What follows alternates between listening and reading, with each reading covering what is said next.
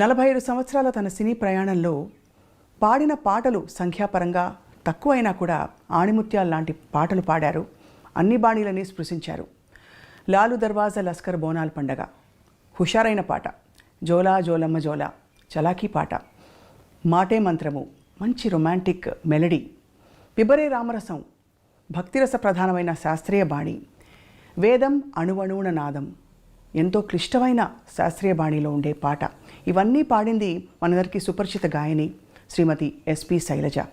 అంతేకాదు తన మాటే మంత్రం అనుకున్నాం కదా, డబ్బింగ్ ఆర్టిస్ట్గా ఎందరికో తన గాత్రదానాన్ని చేసి చక్కగా చక్కటి పాత్రల్ని పండించారు. అంతేకాకుండా గృహిణిగా, గొప్ప అన్నకి చక్కనైన చెల్లిగా తన ప్రయాణాన్ని కొనసాగిస్తూ తన జీవితంలో చూసిన అనుభవాలు, పాడిన పాటలు, మధుర స్మృతుల్ని తలుచుకునే ప్రయత్నం ఇవాల్టి సిల్వర్ స్క్రీన్ లెజెండ్ శ్రీమతి ఎస్పి శైలజ గారితో. ఇవాల్టి మన సిల్వర్ స్క్రీన్ లెజెండ్ శ్రీమతి ఎస్పి శైలజ గారితో మాట్లాడబోతున్నాం. శైలజ గారు నమస్కారం. నమస్తే స్వప్న గారు, ఎలా ఉన్నారు? బాగున్నాం, మిమ్మల్ని చూసి ఇంకా బాగున్నాం, ఆనందంగా. 45 సంవత్సరాలు కెరియర్ అని మా షో టీం మాట్లాడుతుంటే తెలుసుకున్నాం అనమాట. కానీ మీ గొంతుకి మాత్రం 25 ఏళ్ళు, ఇంకా తక్కువ. ఏం లేదమ్మా, ఏజ్తో తెలుస్తుంది, కొంచెం నాకు తెలుస్తుంది కదా, నా శృతి రేంజ్ తగ్గిందని తెలుస్తుంది. అవునా? బట్ భగవంతుడి అనుగ్రహం అంతే. ఈ మధ్య ఏం పాటలు పాడారు? సినిమాల్లో ఎక్కువ సినిమాల్లో అసలు పాడట్లేదనే చెప్పాలి. బట్ ప్రైవేట్ ఆల్బమ్స్ వాటిలో పాడుతున్నాను. అన్నమాచార్య కీర్తనలు అవి ఈ మధ్యనే పాడడం జరిగింది కొన్నిటికి. ఏదో ఒకటి ఇటు డివోషనల్ కానీ లేకపోతే ప్రోగ్రామ్స్ కానీ అలా పాడుతూనే ఉన్నాను. ఎస్పి శైలజ గారి పాటలు అంటే లిస్ట్ ఆఫ్ టాప్ 30 సాంగ్స్, అవి ఎప్పటికీ గుర్తుండిపోయే మంచి మంచి పాటలు పాడారు మీరు. Thank you. సో అంటే అవి యాదృచ్ఛికమా అలాంటి పాటలు మీకు రావడం, మీరు పాడాక వాటికి ఆ బరువు వచ్చిందని? అట్లా ఏం లేదమ్మా, నిజంగానే యాదృచ్ఛికం అనే చెప్పాలి. ఎందుకంటే నేను ఫీల్డ్లోకి రావడమే యాదృచ్ఛికం. నేను అసలు ఒక సింగర్ని అవుతానని, కానీ ఇంట్లో కూడా పెద్ద ఎక్స్పెక్టేషన్స్ ఎవరికీ లేవు. బట్ మా మదర్కి మటుకు ఉండేదన్నమాట. అంటే మిగతా సిస్టర్స్ అందరూ మ్యూజిక్ నేర్చుకున్నారు ఇంట్లో. అవును. సో అమ్మకి ఏంటంటే ఒక్క పిల్లైనా ఒక్క పాట పాడితే బాగుండే సినిమాలో అని. బట్ నాన్నగారేమో కొంచెం స్ట్రిక్ట్గా ఉండేవారు. ఆడపిల్లలు పెద్దక్కలందరూ నేర్చుకున్నారు మ్యూజిక్. అంటే పాడకూడదా, సినిమాల్లో పాడకూడదా? అంటే స్టేజ్ మీద పాడటం కానీ అవన్నీ లేదు. కావాలంటే ఏదైనా కీర్తనలో పాడుకోండి, ఇంట్లో పాడుకోండి, ఏదైనా ఆరాధనోత్సవాలు జరుగుతాయి, త్యాగరాజ స్వామి, అక్కడ పాడుకోండి, అంతే. ఆ లెవెల్లో ఆలోచించేవారు నాన్నగారు. అమ్మకి ఏంటంటే అన్నయ్య పాడుతున్నారు కదా ఆల్రెడీ, ఒక్క అమ్మాయి ఒక్క పాట పాడితే చాలు నాకు అని ఆవిడ ఆశ. సో నా దగ్గరకు వచ్చేటప్పటికి ఏమైందంటే కొంచెం సడలింపు వచ్చింది. అంటే స్కూల్ ద్వారా వచ్చింది. స్కూల్లో కాంపిటీషన్స్లో పాడటం, ప్రైజులు రావటం. అవును. సో అమ్మ అది బాగా ఎంకరేజ్ చేసేవారు. అంటే కాంపిటీషన్స్ వరకు నాన్న ఒప్పుకునేవారు, కానీ ప్రోగ్రామ్స్కి వెళ్ళటం, స్టేజ్ మీద పాడటం ఒప్పుకునేవారు కాదు. నాన్నగారికి తెలియకుండా పంపించేవారు అమ్మ. నేను కూడా అది పెద్ద సీరియస్గా తీసుకోలేదు. ఏదో పాడుతున్నాను తెలుసు, పాటలు నేర్చుకోవడం ఇష్టం. పెద్ద మనకి వెసులుబాటు కూడా ఉండేది కాదు. అంటే టేప్ రికార్డర్స్ అలా కాకుండా నేను రేడియోలో వినడం, అక్కయ్య దాన్ని నాకు చెప్పడం, రాసుకోవటం, అట్లా నేర్చుకున్నాను నేను. ఎలాంటి పాటలు అప్పుడు నేర్చుకునేవి? అప్పుడు ఎక్కువగా సుశీల్ గారి పాటలే. అసలు రేపల్లె వేచను, రాధకు నీ వేర ప్రాణం, ఇవన్నీ అన్నమాట. నీ దయరాధ, పూజలో సాంగ్స్ అన్నీ సుశీల్ గారి పాటలు, అందరి పాటలు నేర్చుకునేదాన్ని. ఒక పెద్ద చేంజ్ ఏంటంటే అప్పుడు యాదోంకి బారాత్ రిలీజ్ అయింది. ఆ పాటలు అసలు ఎక్కడికో తీసుకెళ్ళిపోయాయి. ఇలా కూడా చేంజ్గా ఉంటున్న పాటలు అంతే తప్పించి నేను సినిమాల్లో పాడాలి అనే ఉద్దేశం అయితే నాకు లేదు. అంటే అనుకున్నా మహా అయితే ఒక పాట పాడతానేమో, అంతే. చదువు మీద, కాంపిటీషన్స్ మీద, వీటి మీదే జాస్ ఉండేదన్నమాట. తర్వాత స్పోర్ట్స్లో ఉండేదాన్ని నేను. నేను ఖోఖోలో స్టేట్ సెలెక్ట్ అయ్యాను అనమాట. సో వాటి మీద ఇంట్రెస్ట్ ఉండేది. అవి ఎప్పుడు ఆంక్షలు లేవా ఆడపిల్లలు స్పోర్ట్స్ ఆడడం ఏంటి? అది కూడా అంటే మాది ఆడపిల్లల స్కూలే కదండి, ఓన్లీ అబ్బాయిలతో ఏం లేదు, అమ్మాయిలతోనే, ఆడపిల్లల స్కూల్స్తోనే కాంపిటీషన్స్ ఉండేవి. అందుకని నాన్నగారు దానికి ఏమనేవారు కాదు. సెలెక్షన్స్ అప్పుడు మటుకు కొంచెం భయపడ్డారు. ఏలూరులో సెలెక్షన్స్ అయింది, స్టేట్ సెలెక్షన్స్. అప్పుడు ఎలా పంపించాలి అని టీచర్లు అందరూ వచ్చి, పర్వాలేదు మేము తీసుకెళ్తామని చెప్పి జాగ్రత్తగా తీసుకెళ్లారు. మా కజిన్స్ ఉన్నారు ఏలూరులో, అక్కడే ఉండాలి అని అన్నీ చెప్పి మొత్తానికి సెలెక్ట్ అయ్యాను నేను. ఆంధ్రా నుంచి నేను ఒక్కదాన్ని స్టేట్ సెలెక్షన్లో నెల్లూరు డిస్ట్రిక్ట్ నుంచి నేను సెలెక్ట్ అయ్యాను అనమాట. అబ్బాబ్బా, అంత ఖోఖోకి. సరే, అప్పుడు యాక్చువల్గా ఇంకా నేను నేషనల్ సెలెక్షన్కి వెళ్ళాలి. సో అదే టైంకి నాకు ఫస్ట్ పాట పాడే ఛాన్స్ వచ్చింది. అది ఆట కాదు పాట అని decide పాట దీంట్లోకి వచ్చాను అనమాట. అట్లా జరిగింది. అది కూడా నేను ఒక్క పాట పాడతానే అనుకున్నా. మళ్ళీ వెనక్కి వచ్చేస్తాను, 9th స్టాండర్డ్ ఫినిష్ చేయాలి, 10th చదవాలి, చదువుకోవాలి అనే ధ్యాస, ఆటల మీద ధ్యాస ఎక్కువ ఉండేది. అలా వచ్చిన దాన్ని ఇక్కడ స్థిరపడిపోయాను. అప్పట్లో మీరు పాడుతున్నప్పుడు అన్నయ్య మీ పాట విని ఎలా స్పందించేవారు? కరెక్ట్ చేసేవారా? నాన్నగారు కరెక్ట్ చేసేవారా మీ పాటని? గమకం ఇలా వనాలమ్మా, లేకపోతే ఇది ఇంకా ఈ శృతిలో ఇలా పాడాలని చెప్పి? కానీ నాన్నగారు పెద్దగా ఏ కరెక్షన్ అంటే అంతగా వినేవారు కాదు.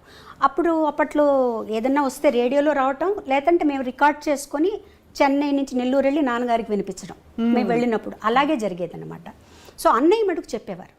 నేను పాడిన వేరే పాటలు కూడా విని ఎక్కువగా నా మీద సుశీల్ గారి ఇన్ఫ్లుయెన్స్ ఉండేది విపరీతంగా. ఆ స్పష్టత తెలుస్తుంది పలుకులో, చాలా ఉండేదన్నమాట. సో ఎప్పుడు నన్ను హెచ్చరిస్తూ ఉండేవారు అన్నయ్య, నువ్వు సుశీల్ గారి లాగా పాడావంటే మటుకు ఉండలేవు ఇండస్ట్రీలో. ఎందుకంటే ఆవిడ ఉన్నారు, ఆవిడ పాటలు పాడడానికి ఆవిడ పాటే నువ్వు పాడితే ఇంకెందుకు, నువ్వెందుకు, ఆవిడే ఉన్నారు కదా అని చెప్పేవారు. మొత్తానికి ఏమైందంటే తమిళ్లో పాడేటప్పటికి నా ఒరిజినల్ వాయిస్ నాకు తెలిసింది. వేరే ఏలియన్ లాంగ్వేజ్ అప్పటి వరకు నాకు తెలియదు తమిళ్లో ఎలా పాడాలి, నా ఒరిజినాలిటీ బయటకు వచ్చిందనమాట. సో అప్పుడు లక్కీగా ఏంటంటే ఈ జానపదం టైప్ సాంగ్స్ మనం రావటం వల్ల ఆ ఛాయలు కొంచెం తగ్గాయి. అయినా కంప్లీట్గా పోయాయని నేను చెప్పను. ఆవిడ ఇన్ఫ్లుయెన్స్ నా జన్మాంతరం నా మీద ఉంటుంది. సో అది మటుకు చెప్పేవారు. తర్వాత ఎక్స్ప్రెషన్స్ ఇవ్వాలని చెప్పేవారు. కంపోజ్ చేస్తారు అన్నీ ఓకే, నువ్వేం చేస్తావు దానికి, నీ ఎక్స్ప్రెషన్స్ ఇవ్వాలి ఆ పాటలో. లేకపోతే అక్కడ వాళ్ళు యాక్ట్ చేస్తారు ఓకే, ఆ పాట బ్లాండ్గా ఉందనుకో వాళ్ళు మటుకు ఏం చేస్తారు, ఆ పాట నువ్వు అనుభవించి నువ్వు కూడా కొంచెం నటించాల్సి ఉంటుంది. ఈ రకంగా చెప్పి, లేకపోతే మొట్టమొదటి పాటలు వింటే చాలా స్ట్రెయిట్గా బ్లాండ్గా ఉంటాయి పాటలన్నీ. కానీ అప్పట్లో అంత ఇన్సిస్టెన్స్ కూడా తక్కువ ఉండేది కదా. అంటే మనకి ఉదాహరణకి లీల గారి పాటలు, తర్వాత సుశీలమ్మ, జానకమ్మ, ఆ జనరేషన్లో కొంచెం ఎక్స్ప్రెషన్ ఎక్కువ వచ్చింది. కానీ అంతకుముందు ఇలాంటి ఎక్స్ప్రెషన్ అయితే లేదు, వేరే విధంగా. ఎందుకంటే అది డ్రామాల నుంచి వచ్చారు కదండి, స్టేజ్ నుంచి వచ్చారు. అవును, వాల్యూమ్ ఎక్కువ. అవును, వాల్యూమ్ మీదే ఉండేది పాట అంతా. వాళ్ళకి భావం మీద తక్కువ. ఒక రకంగా భావం మనకి ఆ భావం రావాలి అంటే ఘంటసాల గారు, జానకి గారి దగ్గర నుంచే వచ్చింది ఆ భావాన్ని తీసుకొచ్చి. సుశీల్ గారి వాయిస్కి భావం అక్కర్లేదు అసలు. ఆవిడ గొంతుకు అలాగే ఏ భావమైనా పలికేస్తుంది అనమాట. సో వాటి నుంచి నెమ్మదిగా దాటుకుంటూ ఎలా దాటుకోవాలి, మైక్ సెన్స్, మైక్ వాయిస్ని ఎంతలా ఉపయోగించుకోవాలి, మైక్ ముందు ఎలా పాడాలి, స్టేజ్లో మైక్ ముందు ఎలా పాడాలి, ఇవన్నీ వీళ్ళందరినీ చూసి నేర్చుకున్నాను. మీరు పాడే టైంకి కూడా ట్రాక్ సిస్టమ్ ఉండిందా, లేక కొంత నేను ట్రాక్స్ లేదండి, ట్రాక్ లేదు, లైవ్. అంటే సింగిల్ టేక్ ఆర్టిస్టులు అందరూ కలిసి వాయించడం అంతే. మళ్ళీ ఒక తప్పు చేస్తే అందరూ వాయించారు. చాలా కష్టం అంటే అది ఆ స్కూల్ అలవాటు అయిపోయిన తర్వాత మిగతా చాలా ఈజీ అనిపిస్తాయి. ట్రాక్ పాడడం ఈజీ అనిపిస్తుంది. ఎందుకంటే అక్కడ చాలా జాగ్రత్తగా ఒక 30 పీస్ ఆర్కెస్ట్రా ఉందనుకోండి, పక్కన కో ఆర్టిస్ట్ ఇంకో చోటుకి వెళ్ళాలనుకోండి, ఇవన్నీ దగ్గర పెట్టుకోవాలి మనం.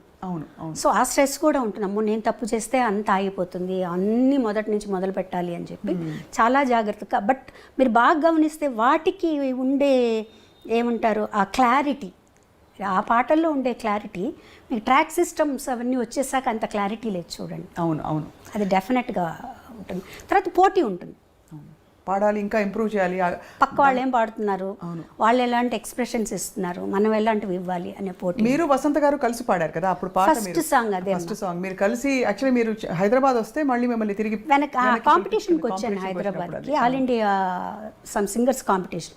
మన చిత్తరంజన్ గారే దానికి జడ్జిగా వచ్చారు. ఆ రోజు పాడేసి లక్కీగా నేను వసంత ఇద్దరం పాడేసి ట్రైన్ ఎక్కాము. ఇద్దరు కలిసి పాడారా? లేదు, తను ఒక సాంగ్ నేను ఒక సాంగ్. తనకు ఫస్ట్ ప్రైజ్, నాకు సెకండ్ ప్రైజ్ వచ్చింది ఆ కాంపిటీషన్.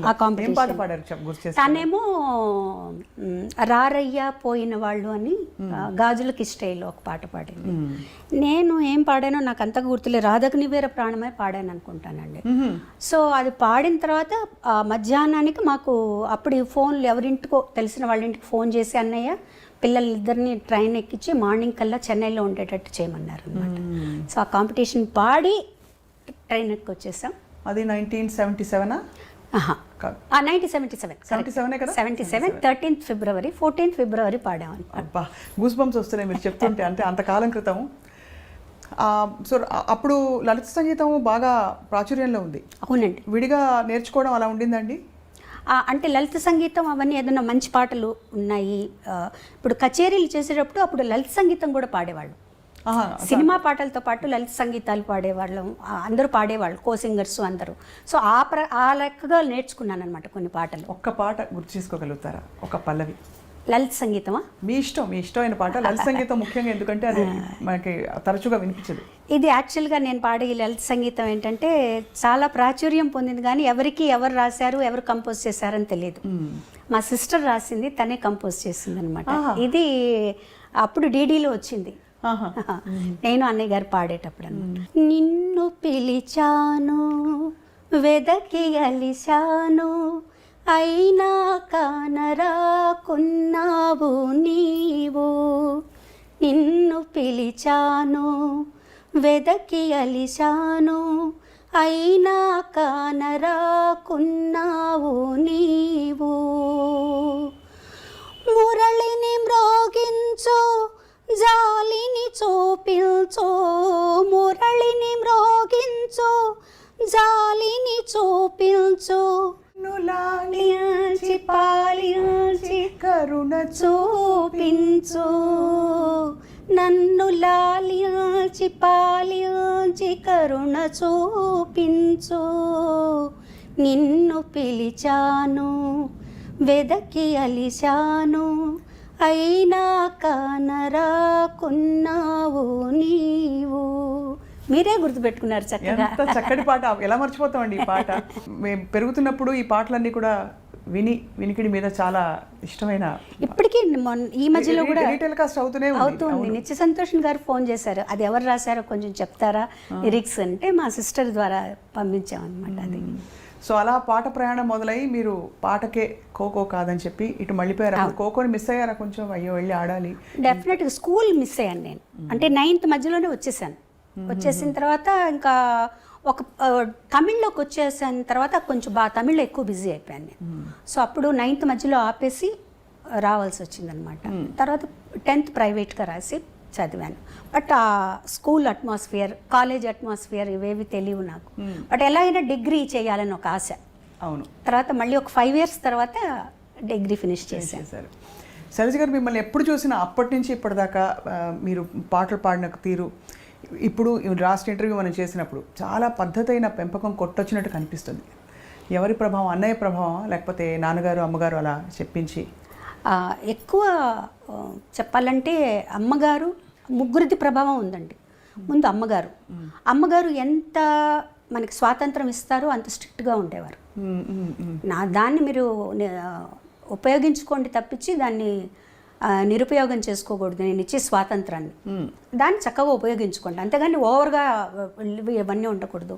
పద్ధతిగా అలా ఉండాలి. ఉదాహరణకి అంటే కట్టుబొట్టు అలాగా, కట్టుబొట్టు అలాగే. అంటే ఎంత అమ్మ అంటే, మేము స్కూల్కి వచ్చాక 2 జడలు వేసుకోవడం, స్కూల్లో తప్పనిసరి కాబట్టి వేసుకునేవాళ్ళం. మా అక్కయ్యలు 2 జడలు కూడా వేసుకోకూడదు, 1 జడ వేసుకోవాలి.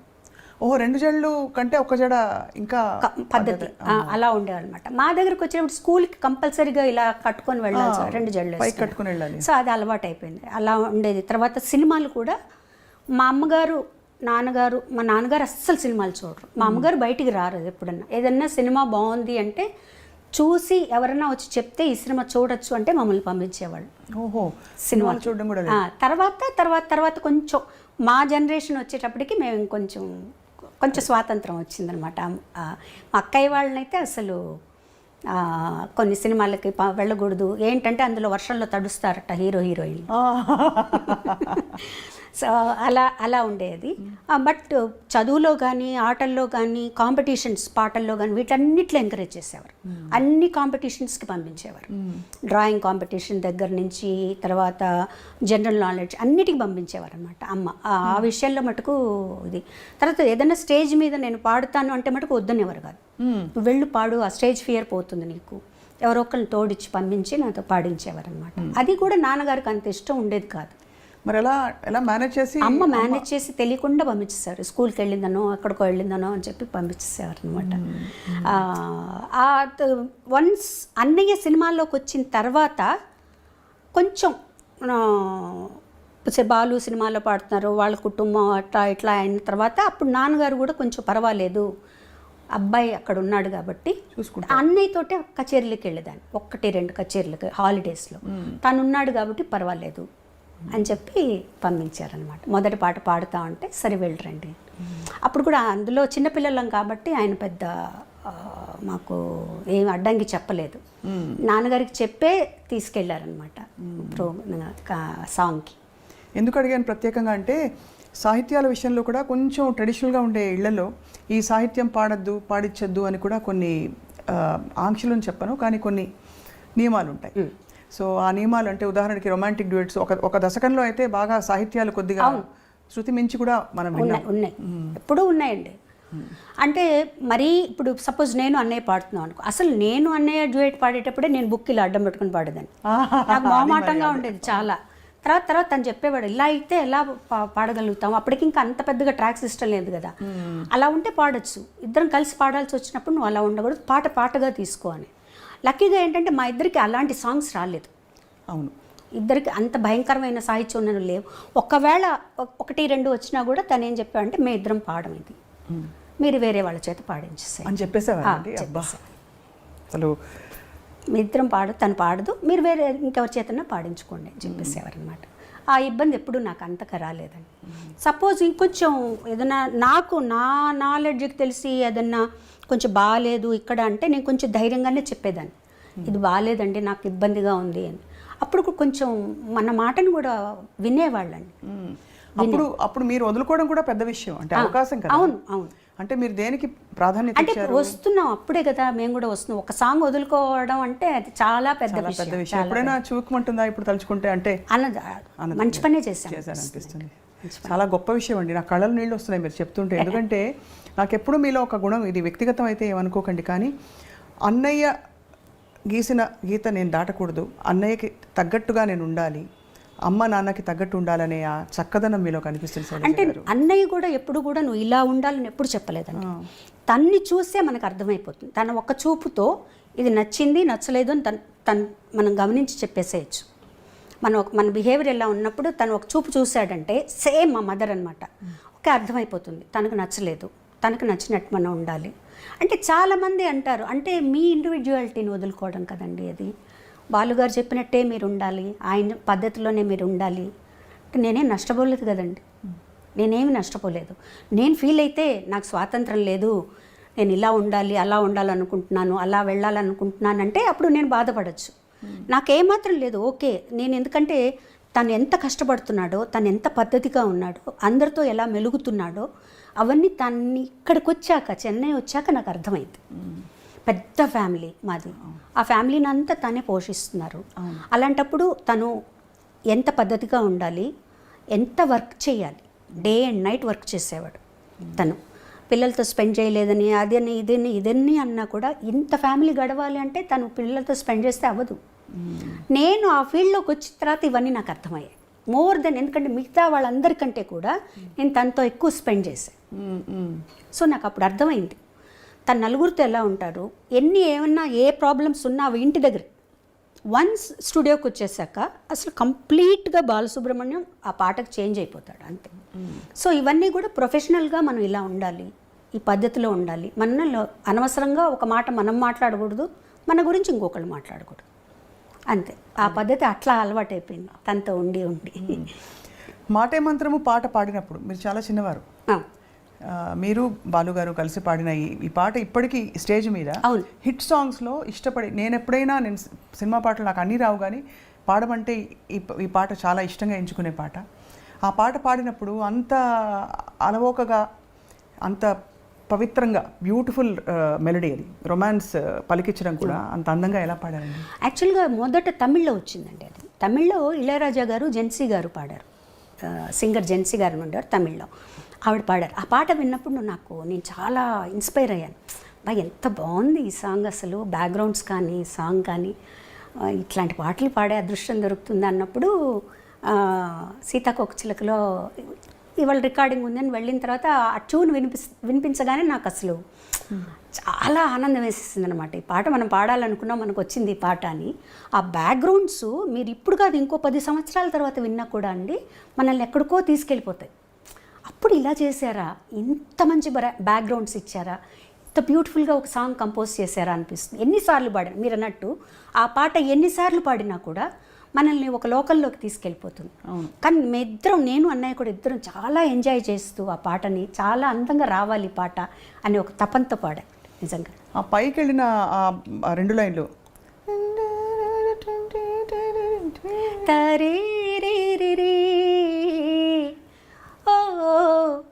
అదొకటి అందమైనది. ఇది ఒకటి థర్డ్ బ్యాక్గ్రౌండ్. ఆ పాటకంతా ఆయువు పట్టు మూడో బ్యాక్గ్రౌండ్ విజయం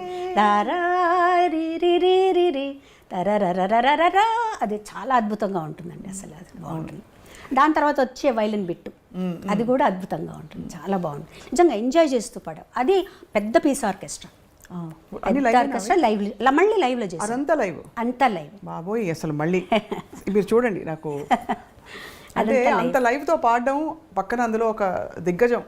అవును, ఎస్పి బాలు గారు. ఎంత అన్నయ్య అయితే కూడా బాలు అదే బాలుగారి కంటే కూడా అన్నయ్యగానే భయం ఎక్కువ అనమాట. ఎందుకంటే తను ఎలా పాడతాడు, తన క్యాలిబర్ ఏంటో అన్నీ తెలుసు నాకు కదా.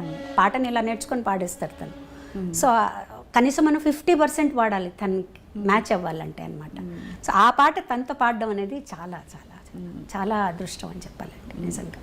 సో తర్వాత మీరు కూచిపూడి ఆర్ట్స్ అకాడమీలో వసంత గారు మాత్రమే నేర్చుకున్నారా? మీరు డాన్స్ వసంత గారు మట్టుగా నేర్చుకున్నారండి. నేను భరతనాట్యం నేర్చుకున్నాను. మీరు భరతనాట్యం నేర్చుకున్నారు. అది కూడా ఎలా అయిందంటే, నేను భరతనాట్యం నేర్చుకోలేదు. పాప పల్లవి నేర్చుకునేది భరతనాట్యం ఇంట్లో. మాస్టర్ ఇంటికి వచ్చేవారు. నేను మధ్యాహ్నం రికార్డింగ్ బ్రేక్ అయ్యి భోజనానికి వచ్చినప్పుడు ఆయన కూర్చొని ఉండేవారు. ఆ పాప ఒకరోజు తలనొప్పని, ఒకరోజు కాలు నొప్పని ఏదో ఒకటి చెప్పేది. వాళ్ళ స్కూల్లో టైర్డ్గా ఉందనో, ఆదివారం ఇవన్నో. అప్పుడు పాప ఆయన చూస్తే జాలేసి, నాకు ఊరికే చెప్పండి సార్, మీరు ఊరికే కూర్చోన్నారు కదా, నాకు చెప్పండి అని. అలా అలా అలా నేను నేర్చుకుని ఆయన అన్నయ్యతో చెప్పారు. ఆవిడ నా చేత అరంగేట్రం అంతవరకు వస్తుందని కూడా నాకు తెలియదు అసలు. తర్వాత ఇంట్లోకి ఎవరు ఎక్స్పెక్ట్ చేయాలి అరంగేట్రం చేసే లెవెల్కి డాన్స్ చేస్తామని. తర్వాత అరంగేట్రం చేయిద్దామండి అన్నారు. అంటే అన్నయ్య అన్నారు, నాకు తెలిసి తను ఎలా చేస్తుందో నాకు తెలియదండి.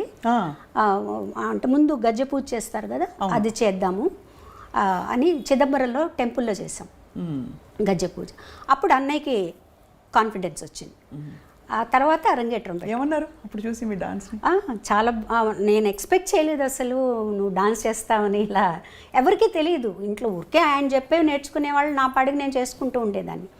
అది అయిన తర్వాత నేను 2-3 ప్రోగ్రామ్స్ కూడా చేశాను.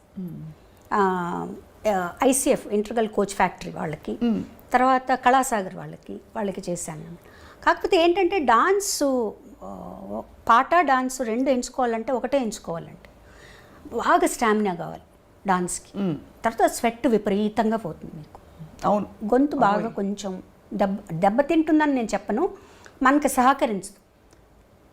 అది బాలమురళి గారు, చిట్టిబాబు గారు ఇద్దరు చెప్పారు నాకు. అంటే పాట వదులుకుని డాన్స్ చేయొద్దు అలా చెప్పారా డైరెక్ట్? అంటే నువ్వు ఆలోచించుకో, నువ్వు డాన్స్ చేస్తూ ఉన్నావంటే పాడలేవు అంటే నేను అనుకున్నాను అనమాట. నాకు పాట మించి వేరే ఏమీ లేదు కదా. కానీ నేను ఆ పాపం మా మాస్టర్ గారు అయితే ఇంత నేర్చుకొని 2 ప్రోగ్రాంలు చేసి వదిలిపెట్టకమ్మా అని కూడా అన్నారు.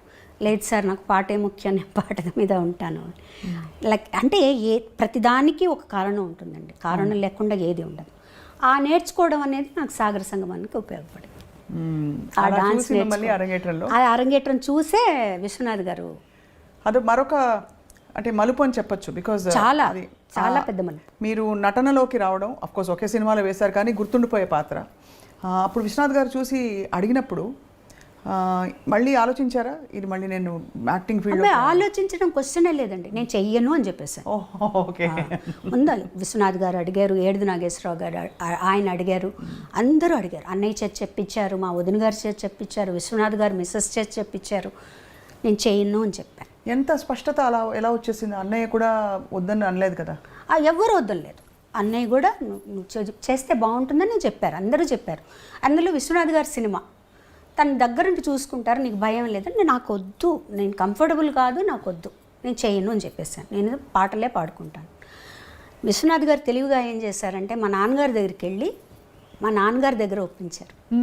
బాబాయ్, నేను మంచి క్యారెక్టర్, దాని చేత చేయిస్తాను, ఎటువంటి చెడ్డ పేరు రాదు అవన్నీ చెప్తే, ఇంకా నాన్నగారు నన్ను పిలిచి, అన్నయ్య అంతలా ఆడుతున్నారమ్మా, నువ్వు చేయొచ్చు కానీ రిలక్టెంట్గానే ఒప్పుకున్నానండి ఆ క్యారెక్టర్. నిజం అంటే సరిపోయింది. నేను ఇష్టం లేకుండా చేయబట్టి ఆ క్యారెక్టర్ కరెక్ట్గా సరిపోయినట్టే అనిపిస్తుంది నాకు. నాకు యాక్టింగ్ అంత కష్టం అనిపించలేదు, ఎందుకంటే ప్రతిదీ విశ్వనాథ్ గారు కరెక్ట్గా యాక్ట్ చేసి ఇలా చెయ్యాలి, చిన్న చిన్న మూమెంట్స్ జుట్టు ఇలా వెనక్కి వేసుకోవడం దగ్గర నుంచి ఆయన చేసి చూపించేవారు. మా నాన్నగారి మీద నాకెంతో గౌరవం ఉంది, భక్తి ఉంది. ఇప్పుడు తప్పులు తెలుసుకుని నేను ఆయన మర్చిపోలేను. అందుకే చెప్తున్నాను, నువ్వు నాతో వస్తావో ఇక్కడే ఉంటావో ఆలోచించు. శైలు, నువ్వు ఇంకా చిన్న పిల్లవే అనుకున్నాను. చాలా ఎదిగిపోయావమ్మా.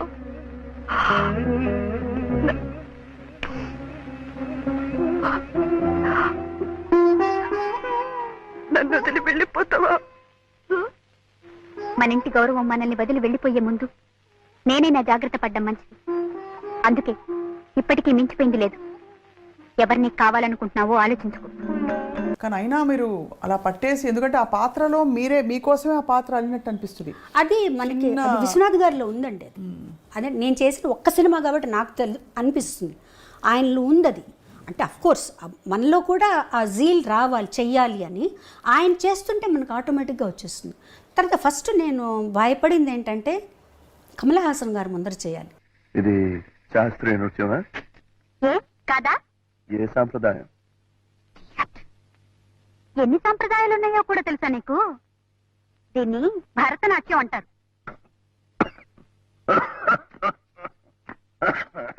అమ్మో, అది నాకు అసలు నాకు వచ్చే ఆయన చెప్పినట్టు ఏదో కోతులు అవి గెంతులు వేస్తున్నట్టు, భూతాలు దయ్యాలు అన్నట్టు ఆ నా డాన్స్ సినిమా డాన్స్కి సరిపోదు. ఎందుకంటే సినిమా డాన్స్లో అన్నీ మిక్స్ అవుతాయండి. కథక్ అన్నీ మిక్స్ చేస్తారు.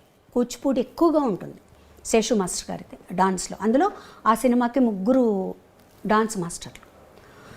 సో ఇలా అందులో ఒక పాటకి శేషు మాస్టర్ గారు, ఒక పాటకి రఘురామ్ మాస్టర్ గారు. నాకు వేదానికి రఘురామ్ మాస్టర్ గారు, ఓం నమ శివాయకి శేషు మాస్టర్ గారు. శేషు మాస్టర్ గారు అయితే 1 వీక్ నాకు రిహార్సల్స్ ఇప్పించారు. అంటే పాట పెట్టి రిహార్సల్స్ అంత రిహార్సల్ చేసి అంతా ఓకే చేసుకున్న తర్వాత సెట్కి వెళ్ళిపోయిన తర్వాత విశ్వనాథ్ గారు ఈ మూమెంట్ మార్చేద్దాం, ఆ మూమెంట్ ఇలా మార్చేద్దాం. నాకు భయం వచ్చేసేది, బాబోయ్ నేను చేయలేనేమో అని.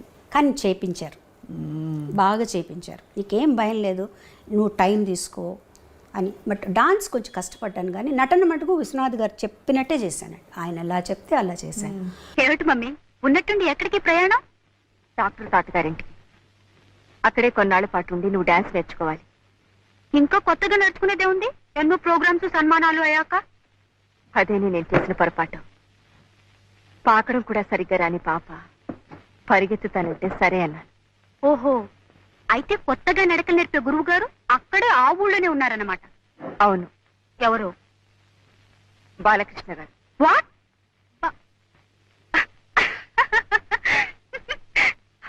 Are you joking? నీతో వేళపడలేమిటి? కానీ టైం అయింది. నో, నన్ను గురించి అంత చండాలంగా రాసిన తర్వాత నేను వాడి దగ్గర శైలు, బాలకృష్ణ గారు నీకు గురువు గారు, ఆయన గారి దగ్గర నేర్చుకుంటాను. కానీ ఇప్పుడు వెనక్కి తిరిగి ఆలోచించుకుంటే అండి, నేను కానీ ఆ సినిమా వద్దు అనుకొని ఉంటే ఎంత మంచి పాటలను పోగొట్టుకొని ఉండేదాన్ని. అయ్యో కదా. ఎందుకంటే ఆ సినిమాలో నేను యాక్ట్ చేస్తాను అని చెప్పిన తర్వాత అన్నయ్య గారు విశ్వనాథ్ గారికి, ఇళయరాజు గారికి చెప్పారు, ఇందులో శైలజకి పాటలు ఉంటే అవి శైలజ పాడుతుంది అని చెప్పారనమాట. అప్పటికి నేను ఒప్పుకోలేదు. పూజ కార్యక్రమం అయిపోయింది, జానకి గారు ఓం నమ శివాయ పాడేశారు. అది ఒక అదృష్టం. అదొక అదృష్టం. అండ్ అది లాజికల్ కూడా వేరే వాళ్ళు పాడతారు, వేరే వాళ్ళే పాడతారు డాన్స్ కాబట్టి లాజికల్గా కూడా పాడు. ఆ తర్వాత రాజా గారు ఏమన్నారంటే ఇంకో ఒక్క సాంగ్ తనకు వస్తుంది, అది తను పాడుతుంది, ఇంకో మంచి పాటలు కూడా ఉన్నాయి, తన చేతి పాడిద్దామని నాద వినోదము, వేవేల గోపెమ్మల వేదము పాడించారు. బ్యూటిఫుల్ సాంగ్స్ నిజంగా. ఐ థింక్ రాబోయే 50 సంవత్సరాలు అసలు ఏమాత్రం ఇది ఇప్పుడే పుట్టిన పాటలాగా పాడుకుంటున్నారు. ఇప్పుడు కూడా అంతే కదండి. అవును. తర్వాత ఇంకోటి ఏంటంటే ఆ టైంలో ఆ పాటలు నా చేతి పాడించాల్సిన అవసరం లేదు వాళ్ళకి. సుశీల్ గారు ఉన్నారు, జానక్ గారు ఉన్నారు, వాణిజ్యరామ్ గారు ఉన్నారు. ఇంతమంది ఉన్నప్పుడు నా చేత ఇప్పుడు నేను పాడింది అనుకోండి, నా చేత పాడించవచ్చు. మిగతా పాటలు కూడా నా చేత పాడించాల్సిన అవసరం లేదు. అంత మంచి సాంగ్స్ వచ్చాయి నాకు. అసలు సాగర సంగమం అంటే నాకు ఆ సాంగ్స్ కోసమే నేను తర్వాత ఆలోచించుకున్నాను, యాక్టింగ్ అన్ని పక్కన పెట్టేద్దాం. అండ్ అది కూడా రికార్డింగ్కి వెళ్ళినప్పుడు మీరు ఇబ్బంది పడి భయపడ్డారు, మళ్ళీ నేర్చుకుని ప్రాక్టీస్ చేసుకురా. వేదం సాంగ్ అలాగే అయింది, అంటే అన్ని లైవ్ సాంగ్. వేదం లైవ్గా తీసామండి, లైవ్ అక్కడికి వెళ్ళి నేర్చుకున్నాం. అక్కడికి వెళ్ళి అప్పుడే నేర్చుకుని అప్పుడే పాడడం. అది అది స్వరం నేర్చుకున్నామండి ఫస్ట్ మేము. స్వరం చెప్పారు నాకు అసిస్టెంట్ గారు. ఏం చేస్తారంటే మా స్వరం పాడాలి, మీరు స్వరం నేర్చుకోమంటారు. నేను స్వరం పాడడం ఎప్పుడు ఈజీ, అకారం కంటే కదా. స్వరం పాడేశాను. మానిటర్లో విని ఇళయరాజా గారు అన్నారు, స్వరం కాదు నాకు ఆలాపన కావాలి అన్న. రావట్లేదు ఆ ఫాస్ట్నెస్కి ఆలాపన. నేను చాలా టెన్షన్ పడిపోయాను. అన్నయ్య వేరే చోటుకి వెళ్ళాలి, వాళ్ళు ఇంత మంచి పాట ఇచ్చారు, పాడుతా అసగం భయం. అప్పుడు ఇళయరాజా గారు నువ్వు పని చేయి, నువ్వు స్వరం ఆయన అర్థం చేసుకుని నువ్వు స్వరం పాడేసేయి, రేపు మార్నింగ్ వచ్చి నైట్ అంతా ప్రాక్టీస్ చేసి మార్నింగ్ వచ్చి ఆలాపన పాడు. ఆ బిట్ ఆలాపన పాడేసేమన్నారు. నైట్ అంతా ప్రాక్టీస్ చేసి మార్నింగ్ వెళ్తే ఎంత సులభంగా అనిపించిందో అసలు. అంటే నేను అడిగాను, ఏంటి సార్ నిన్న రాలేదు ఇవాళ ఎట్లా వచ్చిందంటే, సాధనమ్మా అంతే, నిన్న టైం లేదు నీకు పట్టుకోవడానికి, రాత్రంతా ప్రాక్టీస్ చేసో సాధన ఉంటే ఆటోమేటిక్గా వస్తుంది.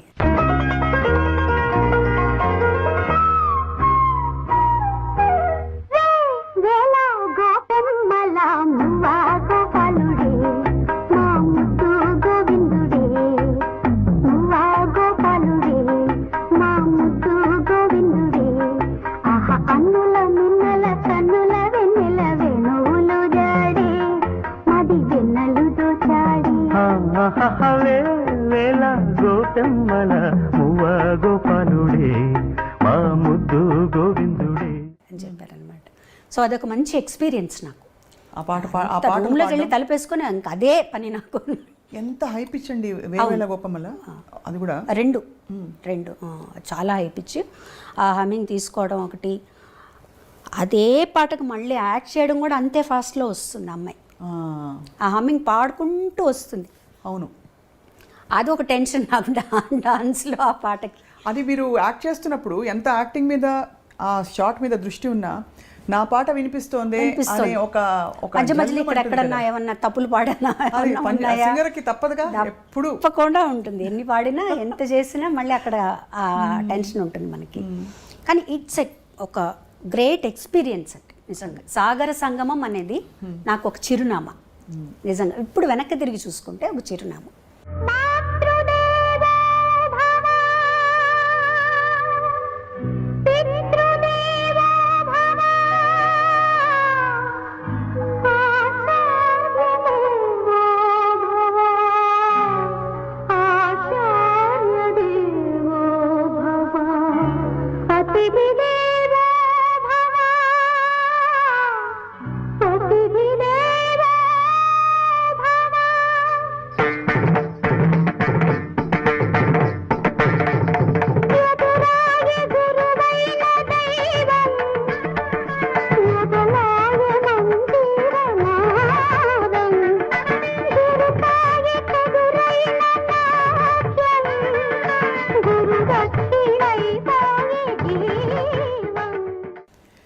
ఈ టైంకి యాక్చువల్లీ అంటే మామూలుగా మనకి మన జీవితం గురించి ఒక ఐడియా ఉంటుంది, మనం ఇలా ఉండాలి, ఇది అవ్వబోతున్నాను నేను అని. ఆ పాటకి మీకు మైండ్లో బాగా సెట్ అయిపోయి ఉంటుంది, అంటే మీరు సింగర్ అయిపోయారని. అప్పటికే చాలా పాటలు పాడారు, but singing is my life and my career అని ఆ క్షణం ఏ క్షణంలో మీకు అర్థమైంది? ఊరికే ఒకటి అర పాటలు వస్తూ అవకాశాలు వస్తూ పాడడం అది ఓకే, బట్ నేను పాట కోసమే పుట్టాను, పాట మాట నాకు అని చెప్పి ఎప్పుడు అర్థమైంది? నాకు వన్స్ నేను ఎక్స్పెక్ట్ చేయని విధంగా, ఇప్పుడంటే మనం నెలకి నేను 2 పాటలు పాడానండి, 3 పాటలు పాడానండి చెప్పుకుంటున్నాను. నేను ఎక్స్పెక్ట్ చేయని విధంగా ఒక రోజు 7 పాటలు పాడాను. ఒక రోజు 7 పాటలు పాడాను. ఒక నెలలో 30 పాటలు పాడాను. సో ఇలా ఉన్నప్పుడు నాకే ఆశ్చర్యం వేసే, అసలు నా చేతి ఇలా పాడిస్తున్నారు వీళ్ళు. అంటే నాకెప్పుడు నా మీద నాకు ఒక తక్కువ అభిప్రాయం ఇప్పుడు ఉంది, ఎప్పుడు ఉంటుంది అది. అంటే ఒక సింగర్కి ఉండవలసిన లక్షణాల కంటే కూడా ఎక్కువ అభిమానం వచ్చేసిందేమో నా మీద జనాలకి అనే, ఇది నా క్యాలిబర్ ఇంతేనేమో. ఎందుకు అనిపించింది అలాగా? ఎందుకు అనిపించింది అంటే ముఖ్యంగా సాగర సంగమంలో పాట నేను ఇది పాడలేకపోయానే అని, కొన్ని పాటలు పాడలేకపోయినప్పుడు అట్లా అనిపించేది అనమాట. మళ్ళీ తర్వాత కొంతమంది సింగర్స్ కొన్ని చెప్పేవాళ్ళు, లైక్ యేసుదాస్ గారు, వీళ్ళందరూ అనేవాళ్ళు, ఎప్పుడు అలా ఇన్ఫీరియారిటీ కాంప్లెక్స్ ఉండకూడదు. నీకు ఒక సాంగ్ వస్తుందంటే అది నీ వల్ల వస్తుందా? కాదు, భగవంతుడు పంపిస్తున్నాడు, ఈ పాట అమ్మాయికి ఇవ్వాలి అని, అంతే పాడాలి. మనకి ఇచ్చింది మనం వదులుకోకూడదు. మనం అనేక కూడా చెప్పేవారు ఆయన. అన్నయ్య కూడా ఇదే ఆలోచనలో ఉండేవారు. నాకు రావాల్సిన దానికంటే ఎక్కువ వచ్చేసిందేమో, పేరు ప్రఖ్యాతులు, నేను ఇంకా సాధన చేయాలేమో, ఇవన్నీ ఉండేవి అనమాట. ఆయన చెప్పేవారు ఎప్పుడు అలా అనుకోవద్దు, మీకు ఈ పాటలు ఎందుకు వస్తున్నాయి, వాళ్ళు ఏమైనా ఊరికే పిలిచి మీరేమైనా వాళ్ళకి ఏమైనా లంచాలు ఇస్తే వస్తున్నాయి, రావట్లేదు కదా, వాళ్ళు తలుచుకొని ఈ పాట తలుచుకోగానే మీ పేరు గుర్తొస్తుంది, ఇంతమంది సింగర్స్లో మిమ్మల్ని మీ పేరు ఎందుకు గుర్తొస్తుంది, ఈ పాట మీది, అట్లా అనుకోండి. ఆ తర్వాత నేను తమిళ్లో చాలా బిజీ అయిపోయాను. தமிழ்ல என்னென்ன பாடிருக்கீங்க? நிறைய பாடிருக்கேன் தமிழ்ல. எனக்கு தமிழ் பாட்டு ரொம்ப தெரியாது, மன்னிச்சிடுங்க. பட் பரவாயில்ல. ஏதாவது ஒரு నా మొదల పాడిన ఫస్ట్ పాడిన పాట ఇళయరాజా గారిది ఎలా జరిగిందంటే, ఆయన ఆడిషన్కి పిలిచారు నన్ను. పిలిచి ఆయన ఇన్ఛార్జి శ్రీనివాసన్ గారు అని ఉండేవారు, అన్నయ్యకి కూడా ఆర్కెస్ట్రాకి అతనే ఇన్ఛార్జ్.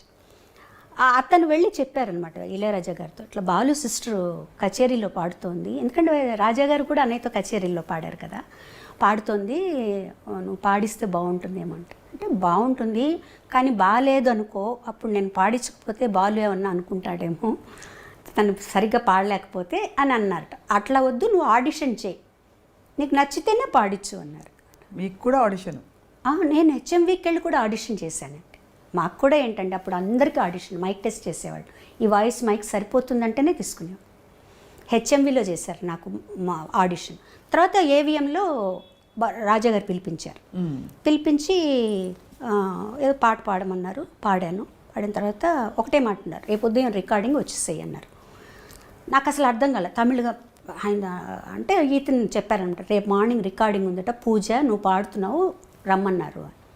నేను నాకు ఇళయరాజా గారని ఆయన పెద్ద అప్పటికే ఎస్టాబ్లిష్ అయిపోయారు, ఆయన సూపర్ హిట్ సినిమాలు వచ్చేసాయని, అన్నకిళి ఇవన్నీ. ఇంటికి రాగానే అందరూ ఏమైంది ఇంట్లో అందరూ అడిగితే, రేపు మార్నింగ్ రికార్డింగ్ పూజట, నన్ను రమ్మన్నారు సోలో సాంగ్ అంటే, ఓ మా చిన్నన్న అయితే నిజంగా అవును రేపు మార్నింగ్, నేను మామూలుగా రేపు మార్నింగ్ రికార్డింగ్ అట రమ్మన్నారు. రికార్డింగ్కి వెళ్ళాను. నాకు ఏమీ తెలీదు స్వప్న గారు, నిజంగా చెప్పాలంటే ఏమీ తెలీదు. ఒక పెన్ను చేతిలో పెట్టుకున్నాను రాసుకోవడానికి. వెళ్ళి అన్నయ్య ఏం చెప్పారంటే, నువ్వు ఒక ప్రొఫెషనల్ సింగర్గా రాణించాలంటే నీ పాటికి నువ్వు వెళ్ళాలి, నీ వెనకాల ఒకళ్ళు రావాలి, నన్ను దింపాలి, నన్ను తీసుకెళ్ళాలి, అట్లా లేదు, నేను అక్కడ దింపేస్తారు, నువ్వు వెళ్ళి పరిచయం చేసుకొని నువ్వు వెళ్ళాను. సరే నాకేంటి, రాజా గారు నిన్ను చూసాం కదా, అలాగే శ్రీనివాసన్ గారు ఉంటారు, భయం లేదని చెప్పి నేను వెళ్ళిపోయి పూజ కార్యక్రమం జరుగుతోంది. నేను ఒక తలుపు పక్క నిలబడ్డా, కూర్చోవాలని కూడా తెలియదు నాకు. వాళ్ళందరూ ఇంకా సింగర్ రాలేదు అని అంటున్నారు, నా వైపు చూస్తున్నారు, వెళ్తున్నారు, కానీ నేను సింగర్ అని ఎవరికి తెలీదు, నేను చెప్పలేదు, నాకు తెలీదు వాళ్ళు ఏం మాట్లాడుతున్నారు. తర్వాత కాసేపు అయిన తర్వాత ఎవరో వచ్చి, పాప నువ్వు పాడతావా, సింగర్వా, అవును రామ్మా నీకోసం వెయిట్ చేస్తున్నారు రాజా గారు అని తీసుకెళ్ళారు. అలా ఫస్ట్ సాంగే సూపర్ హిట్ సాంగ్ ఇచ్చారు. అది ఇచ్చిన తర్వాత ఆ పాట అయిపోయిన తర్వాత ఆయన అన్న మాట ఒకటే, ఈ గొంతు నాకు చాలు అన్నారు. అని మధ్యాహ్నం పాట నువ్వు నాతో డ్యూయట్ పాడతావా అని అడిగారు. తప్పకుండా అప్పటికి నాకు తెలిసింది రాజా గారు అంటే ఏంటి, ఇంట్లో వాళ్ళందరూ వాళ్ళ ఎక్స్పెక్టేషన్స్ ఎట్లా ఉన్నాయి, రెండో సాంగ్ కూడా పాడదాం అని పిలుస్తున్నారని, తప్పకుండా పాడతానండి అని అక్కడే ఉండి 2 సాంగ్స్ పాడి వచ్చానమాట.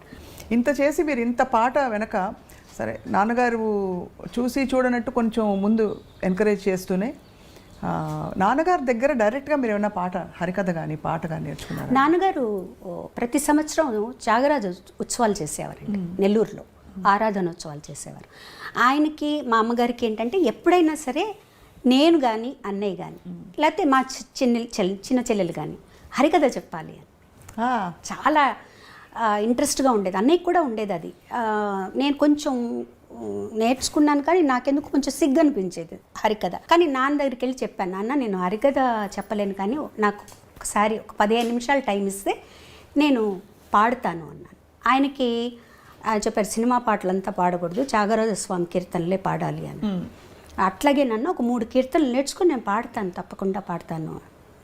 అలా అప్పుడు కూడా ఏం చేశారంటే ఆయన 3 గంటల స్లాట్ ఇచ్చారు, చిన్నపిల్లలందరూ పాడే స్లాట్లో పాడించారనమాట. సో దానికి మా ఇంటి నుంచి అందరూ కథలు వచ్చి అదేదో నేను పెద్ద కచేరీ చేస్తున్నట్టు అనమాట.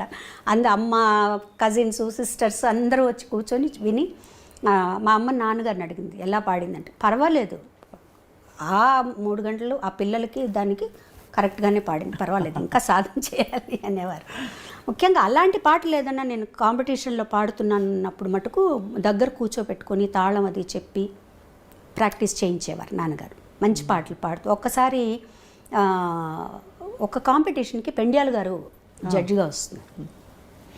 సో అది చెప్పాం నాన్నగారికి, ఇట్లా పెండ్యాల గారు జడ్జిగా వస్తున్నారు, నేను పాడుతున్నా అంటే ఆషామాషి పాటలన్నీ పాడకూడదు, నువ్వు పాడితే మంచి పాట పాడు అంటే, నేను పూజలు పూలు తెచ్చాను పాడదాం అనుకున్నాను. వద్దు, అంత సింపుల్ సాంగ్ పాడకూడదు, వచ్చేవారు ఎవరనుకుంటున్నావు పెండ్యాల గారు అంటే, అప్పుడు దాంట్లోనే నీ దయ రాదా తీసుకున్నాను అనమాట. అది కూర్చోబెట్టి పాడించి మా నాన్న తాళం వేయించి మొత్తానికి ప్రైజ్ వచ్చేసిందిగా, ఫస్ట్ ప్రైజ్. అబ్బో. సో ఆయన వచ్చి మాట్లాడి ఆశీర్వదించి తర్వాత ఆయన మ్యూజిక్ డైరెక్షన్లో పాడాను. సో నేను అప్పుడు ఆయనకు చెప్పాను అనమాట, గురువుగారు మీకు గుర్తుందో లేదో కానీ మీరు నెల్లూరు వచ్చారు, నేను కాంపిటీషన్లో పాడాను. అవునా తల్లి, నాకు గుర్తులేదమ్మా, చిన్నదాని ఏంటో అప్పుడు అన్నారనమాట. సో అంత అసలు ఇవన్నీ ఎక్స్పెక్ట్ చేయనివ్వండి. రాజేశ్వరరావు గారు, పెండ్యాల గారు, కేవి మహాదేవన్ గారు, గోవర్ధనం గారు, వీళ్ళందరి దగ్గర పాడటం అనేది అసలు చాలా గొప్ప, అంటే అదృష్టం అని చెప్పాలి. చాలా, మీ పాట కూడా అంత ఒరిజినల్ పాట అని అంటారు కదా, అంటే గొంతుకల్లో ఎక్కడ అప్పుడులో ఫాల్స్ వాయిస్లని రకరకాల అంటే సిస్టమ్స్ వచ్చాయి, ఇలా పాడొచ్చు అని కూడా వచ్చి. అవును, బట్ అలా కాకుండా, కానీ మీ తరంలోనే మీరు చిత్రగారు సమకాలికులుగా. అవునండి. మీ పాటల బాణీలో చాలా వ్యత్యాసం ఉంటుంది. ఆవిడదొక స్టైల్ ఆఫ్ సింగింగ్, మీరు స్టైల్ ఆఫ్ సింగింగ్. ఎప్పుడైనా ఇది మీకు అంటే కంపారిటివ్ ఇది వచ్చిందా, అంటే మీరు కలిసి పాడడం లేకపోతే అలాంటి సందర్భాలు వచ్చాయా? వచ్చాయండి, చాలా సందర్భాలు వచ్చాయి. మీ ఇద్దరం చాలా బెస్ట్ ఫ్రెండ్స్ అసలు యాక్చువల్గా చెప్పాలంటే. చాలా ప్రోగ్రామ్స్ చేసాం, అన్నయ్య కూడా లేకుండా నేను చిత్రాన్నే చేసామన్నమాట. టూర్ చేసాం, అమెరికా టూరు. మా ఇద్దరిలో ఎప్పుడు కూడా ఒక జెలస్ అని కానీ ఏది లేదండి. ఒక్కసారి నేను పాడిన పాట మళ్ళీ తన చేత పాడించేవారు. తను నాకు ఫోన్ చేసేది, శైలా ఇట్లా నువ్వు పాడిన పాట నన్ను పాడమని అడుగుతున్నారు అంటే మీ వాయిస్ తీసి పాడించే. నేను ఆల్రెడీ రికార్డ్ చేసేసింది. ఎందుకు అలా జరుగుతుంది? అందులో మీరు అంటే ఇది సున్నితమైన ప్రశ్న, కానీ మీ పాట అంత బాగుంది ఒకటి. రెండోది మీరు ఎస్పి బాలు గారి సోదరి. అట్లా కాదండి, ఇక్కడ అలా ఉండదు. ఆ టైంలో ఎవరు హైలైట్గా ఉన్నారో దాన్ని బట్టి ఉంటుంది. అంటే ఎక్కువ ప్రామినెన్స్ ఎవరికి ఉంది అప్పుడు అట్లా కూడా చూస్తారు. మా సినిమాలో చిత్రగారు పాడితే బాగుంటుందండి, మ్యూజిక్ డైరెక్టర్ నన్ను పిలిపి పాడిపించారనుకోండి, లేదంటే ఆ పాట చిత్రగారి చేత పాడిస్తామని. అట్లా తను పాడిన పాటలు కూడా నేను పాడిన ఉన్నాయి. ఓ మచ్చుకు ఒక పాట అంటే మెన్షన్ చేయడానికి, స్వప్న వేణువేదో సంగీత్, అది ఒరిజినల్ నేను పాడాను. తర్వాత చిత్రగారు మిక్స్ చేశారు. అలాగే చిత్రగారు పాడింది నాకు పాట గుర్తులేదు. ఏదన్నా ఉంటే మేము ఇద్దరం ఫోన్ చేసుకుంటాం, ఇట్లా పాడమంటున్నారు, నేను పాడిన శైలాన్ని తను నన్ను అడుగుతుంది, నేను తను అడుగుతాను అనమాట. ఎందుకంటే మా మధ్య ఏ గొడవలు రాకూడదు రేపు ఫ్యూచర్లో. సో మాకు అలాంటివి అసలు ఏమీ లేవు, ఇద్దరు చాలా హ్యాపీగా ఉంటాం. తర్వాత ఇంకొకటి కూడా అండి, ఎవరి టాలెంట్ వాళ్ళది, ఎవరికి ఎంత ఇవ్వాలో భగవంతుడికి తెలుసు. ఏది ఇవ్వాలో, ఎప్పుడు ఇవ్వాలో, ఎంతవరకు ఇవ్వాలో, ఏది మంచిదో అది భగవంతుడికి తెలుసు. దాన్ని మించి మనం ఏది ఆశించకూడదు. మనకి ఏది వస్తే అదే సంతోషం కదా. ఇప్పుడు నాకు ఒక టాలెంట్ నాకు ఉండొచ్చు, దాన్ని మించి తనకు ఒకటి ఉండొచ్చు, దాన్ని మించి నాకు ఇంకొకటి ఉండొచ్చు.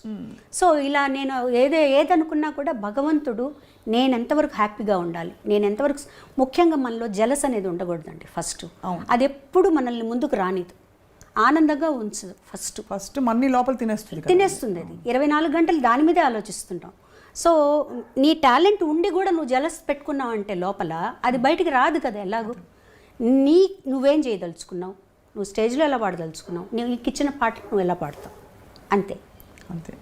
ఇద్దరం కలిసి ఒక పాట పాడేటప్పుడు కూడా పోటాపోటీగా ఉన్నప్పుడు పాడేవాళ్ళం, అలాగే నవ్వుకుంటూ సరదాగా నవ్వుకుంటూ పాడేవాళ్ళం, అంతే. తప్పించి మా ఇద్దరి మధ్యనే కాదు, నాకు ఏ సింగర్స్తోనూ ఎప్పుడు ఎలాంటి ప్రాబ్లం రాలేదు, ఏ సింగర్స్తోనూ రాలేదు. మీరు అందులో ఒక విధంగా చూస్తే మీకు అడ్వాంటేజ్, ఒక విధంగా చూస్తే డిసడ్వాంటేజ్ అని చెప్పను ఎప్పుడు, కానీ అడ్వాంటేజ్ ఒక ఫ్రేమ్ వర్క్ కూడా, మీరు బాలుగారి చెల్లెలు అవ్వడం వల్ల అందరూ మన ఇంటి అమ్మాయి, మన అమ్మాయి చూసుకోవడం ఒక విధమైన ఇది ఉంటుంది.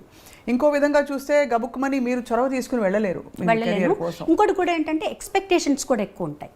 బాలుగారితో కంపేర్ చేస్తూ బాలుగారు లాగా పాడుతుంది, తను ఎలా ఇంత లెవెల్కి పాడుతుంది అనే ఎక్స్పెక్టేషన్స్ ఉన్నాయి. లక్కీగా ఏంటంటే నేను ఆడపిల్లని అయిపోయాను. ఇదే చరణ్కి అయితే చాలా ఇబ్బంది, చాలా ఎక్స్పెక్టేషన్స్ ఉంటాయి చరణ్ మీద. చాలా ప్రెషర్ అండి. చాలా ప్రెషర్. నేను చరణ్ అనే కాదండి, ఒక క్యాలిబర్ సంపాదించుకొని ఒక సినిమా యాక్టర్లను కానీ ఎవరైనా సరే వాళ్ళ పిల్లలందరికీ ఉంటుంది, కంపారిజన్ ఉంటుంది. 24 గంటలు వాళ్ళకి తర్వాతేనండి వీళ్ళు అంటారు, కానీ వీళ్ళెంత కష్టపడుతున్నారో, ఎవరైనా కష్టపడితేనే ఆ లెవెల్కి వస్తారు. అది రాదు, అది ఆలోచించరు, కంపేర్ చేసేసి బాలేదు అనేస్తారు అనమాట. అది లక్కీగా నేను ఆ అమ్మాయిని అయ్యేటప్పటికి నాకు అది తగ్గిందనే చెప్పాలి. చరణ్ మీద చాలా ప్రెషర్ ఉంది, చాలా ప్రెషర్. ఎప్పుడు మీరు గమనించేవారా, చరణ్ చెప్పేవారా మీతో? నేను గమనించేదాన్ని, నాకు తెలుస్తుంటుంది కదా అది ఇది, అదే చెప్పేదాన్ని, ఏం పర్వాలేనా నీ స్టైల్లో నువ్వు పాడు, నువ్వు వెళ్ళిపోతూ. కానీ లేత బాలుగారి గొంతు అక్కడక్కడ రాకుండా ఎలా పోతుంది? ఉంటుంది అసలు అప్పట్లో బాలుగారి గొంతులాగే ఉంటుంది చరణ్ గారి లాగే ఉంటుంది.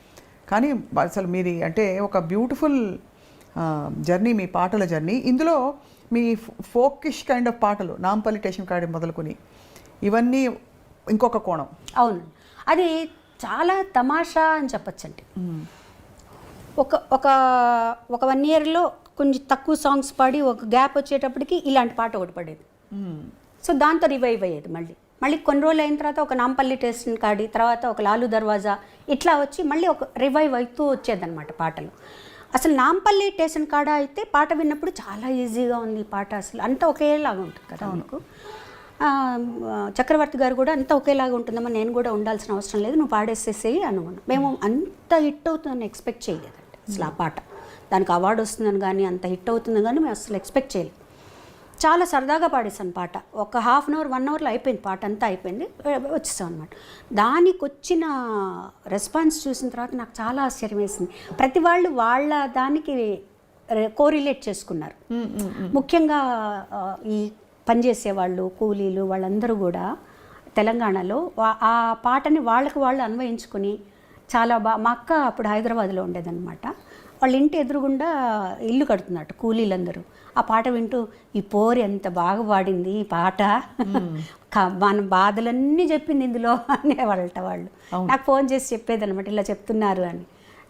తర్వాత నేను చక్రవర్తి గారు కూడా కలిసినప్పుడు అనుకునేవాళ్ళు, అన్నయ్య ఈ పాట ఇంత హిట్ అవుతుంది మనం అనుకోలేదు కదా అంటే, చెప్పలేమమ్మా జనాల పల్స్ అది, దాన్ని ఆ టైము అది రిలీజ్ అయ్యేది దాన్ని ఉంటాయి చెప్పారు. అలా చక్రవర్తి గారు కూడా నన్ను చాలా ఎంకరేజ్ చేశారు. ప్రతి సినిమాలో ఒక పాట పాడించారు, చాలా ఎంకరేజ్ చేశారు.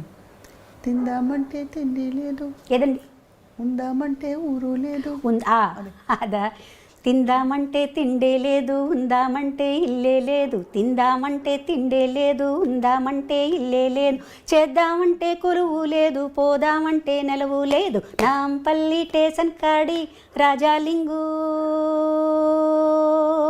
రాజాలింగ, రామరాజ్యం తీరు సూడు శివ శంభులింగ, లింగ రామరాజ్యం తీరు సూడు శివ శంభులింగ. అది మన మాదాల రంగారావు గారు అబ్బాయి యాక్ట్ చేశారు దాన్ని. అవును, మాదాల రవి గారు అవును యాక్ట్ చేశారు. తర్వాత టి కృష్ణ గారు కూడా అండి, చాలా మేమిద్దరం చాలా ఫ్రెండ్స్లా ఉండేవారు యాక్చువల్గా. చాలా విషయాలు మాట్లాడుకునేవాడు, ఎంత ఏజ్ గ్యాప్ ఉన్నా ఆయన చాలా విషయాలు చెప్పేవారు నాతో. ఆయన ప్రతి సినిమాలో ఒక పాట పాడించేవారు, ఎన్నో విషయాలు మాట్లాడుకునేవాళ్ళం, పాటల గురించి, తర్వాత ఈ రెవల్యూషనరీ సాంగ్స్ గురించి, అవి ఎలా పాడాలి, ఎవరెవరు పాడుతున్నారు, ఇవన్నీ చాలా చెప్పేవారు ఆయన. చాలా మంచి ఒక ఫ్రెండ్షిప్ ఉండేది మా ఇద్దరికి అనమాట. వారు లేకపోవడం అనేది చాలా చాలా చాలా బాధేస్తుంది నాకు. వాళ్ళు వెళ్ళిపోయిన అసలు మాటల్లో ఏం చెప్తామండి అంటే, నిజం అనుబంధం ఉన్నప్పుడు. కానీ మీకు పాటతో పరిచయం అయింది ఫస్ట్ మొట్టమొదటి నాన్నగారి ద్వారా. నాన్నగారు అంటే ఇది జంకుతూ అడుగుతున్నాను, నాన్నగారు వెళ్ళిపోయినప్పుడు మీకు చాలా పెద్ద మాటల్లో చెప్పలేనంత బాధ, ఆ తర్వాత ఆ జ్ఞాపకాలు, అది ఎలా కోపోయారు ఆ టైంలో? నాన్నగారితో నేను ఎక్కువ స్పెండ్ చేయలేదని చెప్పాలండి. ఎందుకంటే నేను 2nd, 3rd, 4th చెన్నైలో అన్నీ దగ్గర చదివాను. 5th నుంచి 9th వరకు నెల్లూరులో చదివాను. ఈ 2ndకి ముందర పెద్ద ఊహ మనకి ఏం జరిగింది అనేది గుర్తుండేది కాదు. ఈ 5 maximum 6 years నాన్నగారి దగ్గర ఉన్నాను నేను. బట్ ఆయన ఇన్ఫ్లుయెన్స్ చాలా పడింది, ఎందుకంటే ఒక పట్టుదల ఆయనలో. తర్వాత ఎన్ని కష్టాలు వచ్చినా కూడా ఆయన అస్సలు తొణికేవారు కాదు. మెన్ను విరిగి మీద పడ్డా కూడా చాలా స్ట్రాంగ్గా ఉండేవారు. నేను రాముడిని నమ్ముకున్నాను, ఆయన ఆరాధ్యులైనా కూడా, శైవ పూజ రోజు చేసుకున్నా కూడా రాముడు భక్తుడైన, నేను రాముడిని నమ్ముకున్నాను, రాముడే నన్ను కాపాడుతాడు అన్న దీంట్లోనే ఉండేవారు అనమాట. లక్కీ నేను ఇక్కడికి వచ్చాక ఏంటంటే ఇక్కడి నుంచి నాన్నగారికి నేను ఉత్తరాలు రాసేదాన్ని. ఇంకెవ్వరు రాసేవారు కాదు, నాన్నగారికి మటుకు నేను ఉత్తరాలు, ఎందుకంటే నేను పుస్తకాలు విపరీతంగా చదివేదాన్ని, అలా పిచ్చిగా ఖర్చు పెట్టేదాన్ని బుక్స్ మీద. ఆ టైంలోనే 1000 రూపాయల దాకా నెలకు బుక్స్ మీద ఖర్చు పెట్టేదాన్ని, కలెక్ట్ చేసుకునేదాన్ని బుక్స్.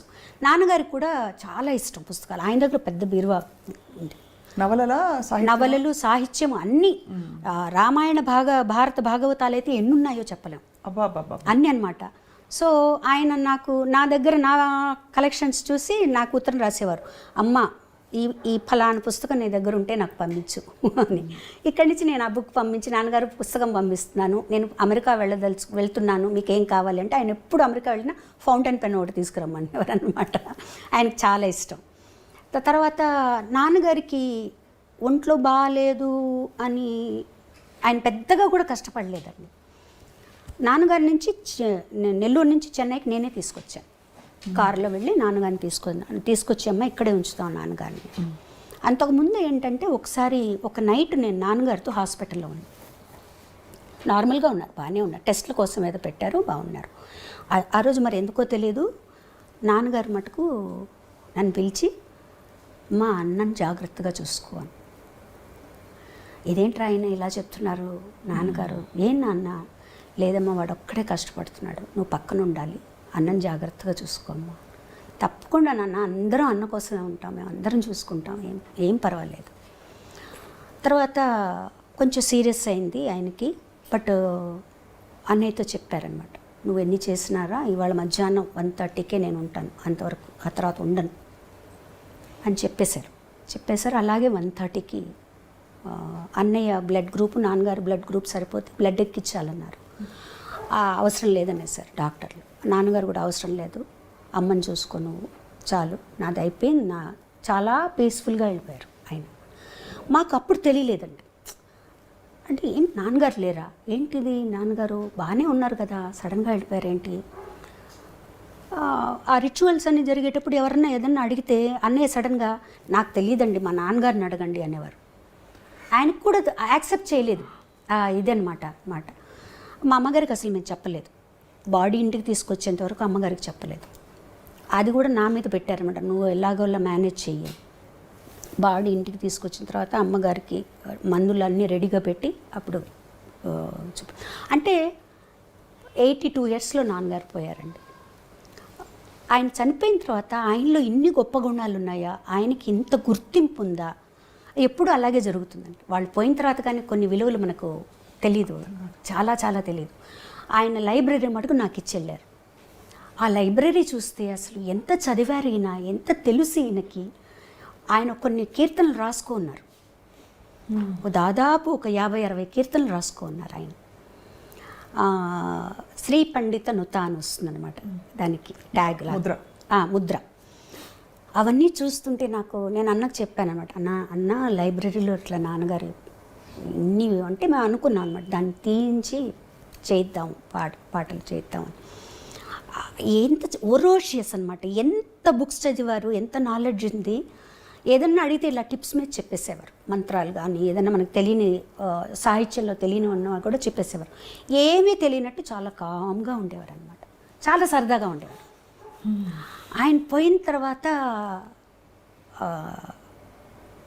మా వదిన కూడా, నేను అసలు ఏడవల, అది ఒక స్టేజ్లో ఉన్నాను నేను, అది నాకు నమ్మకం లేదు, ఏమీ లేదు, ఏదో పని చేస్తున్నాను. మా వదిన కూడా చెప్పింది, నువ్వు ఒకసారి కూర్చొని ఏడ్చేస్తే ఆ లోపల ఉన్న బాధ అంతా పోతుంది అంటే, నాకు ఏడుపు రావట్లేదు అని ఏం చేయమంటారు. అంతా అయిపోయాక ఇంకా సాయంత్రం రూమ్లోకి వచ్చి నా రూమ్లో నిలబడ్డాను అనమాట. నిలబడేటప్పటికి ఐ ఫెల్ట్ హిమ్, నా పక్కన మా నాన్నగారు ఉన్నట్టు. సో దెన్ అప్పుడు మంచం మీద పడిపోయి ఏడ్చి అలా నిద్రపోయాను అనమాట.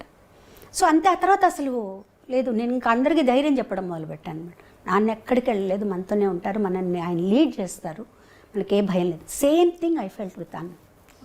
అసలు అది అది ఎందుకంటే ఇప్పటికి స్టిల్ నాకేంటంటే ఆయన ఎక్కడో ఉన్నారు, హీస్ దేర్, ఏదో కచేరీలు చేస్తూ పాడుకుంటున్నారు, ఆయన ఉన్నారు. ఎందుకంటే ఆయన లేరు అన్న ఒక్క క్షణం ఏదో ఆగిపోయినట్టు అనిపిస్తుందండి, కడుపులోంచి ఒక బాధ వస్తుంది. అది ఎప్పుడు మనల్ని ఒక్కసారి స్టేజ్ మీద ఒక మంచి పాట పాడుతున్నప్పుడు సడన్గా వస్తుంది. ఆ పాట పాడుతుంటే మీ ఇద్దరు షేర్ చేసుకున్న క్షణాలు అవన్నీ వస్తాయి అన్నమాట. ఆ పాటకు న్యాయం చేకూర్చాలి ఫస్ట్ మనం. అలాంటప్పుడు ఎక్కడ లేడు తను, ఏ పాట తీసుకున్నా నాతో పాడిందే, ఏ స్టేజ్ మీదకి వెళ్ళినా తను, ఏ ఊరు వెళ్ళినా తనే పక్కన ఉంటాడు, ఎక్కడికి వెళ్ళినా తనే ఉంటాడు. తను లేడు అని ఎలా అనుకోవాలి? నేను తనని లాస్ట్ కలిసినప్పుడు నేను చెప్పాను, అన్న ప్రపంచం అంతా నీ కోసం వెయిట్ చేస్తుంది, నువ్వు రావాలి అంటే. నేను కూడా ప్రపంచం కోసం వెయిట్ చేస్తున్నానమ్మా, నేను అందరినీ చూడాలంది నాకు. తనకి ఎక్కడో ఒక అనుమానం పడిందండి, తను ఫర్దర్గా పాడగలనా లేడా, అయ్యో అది వచ్చేసింది తనకి బాగా.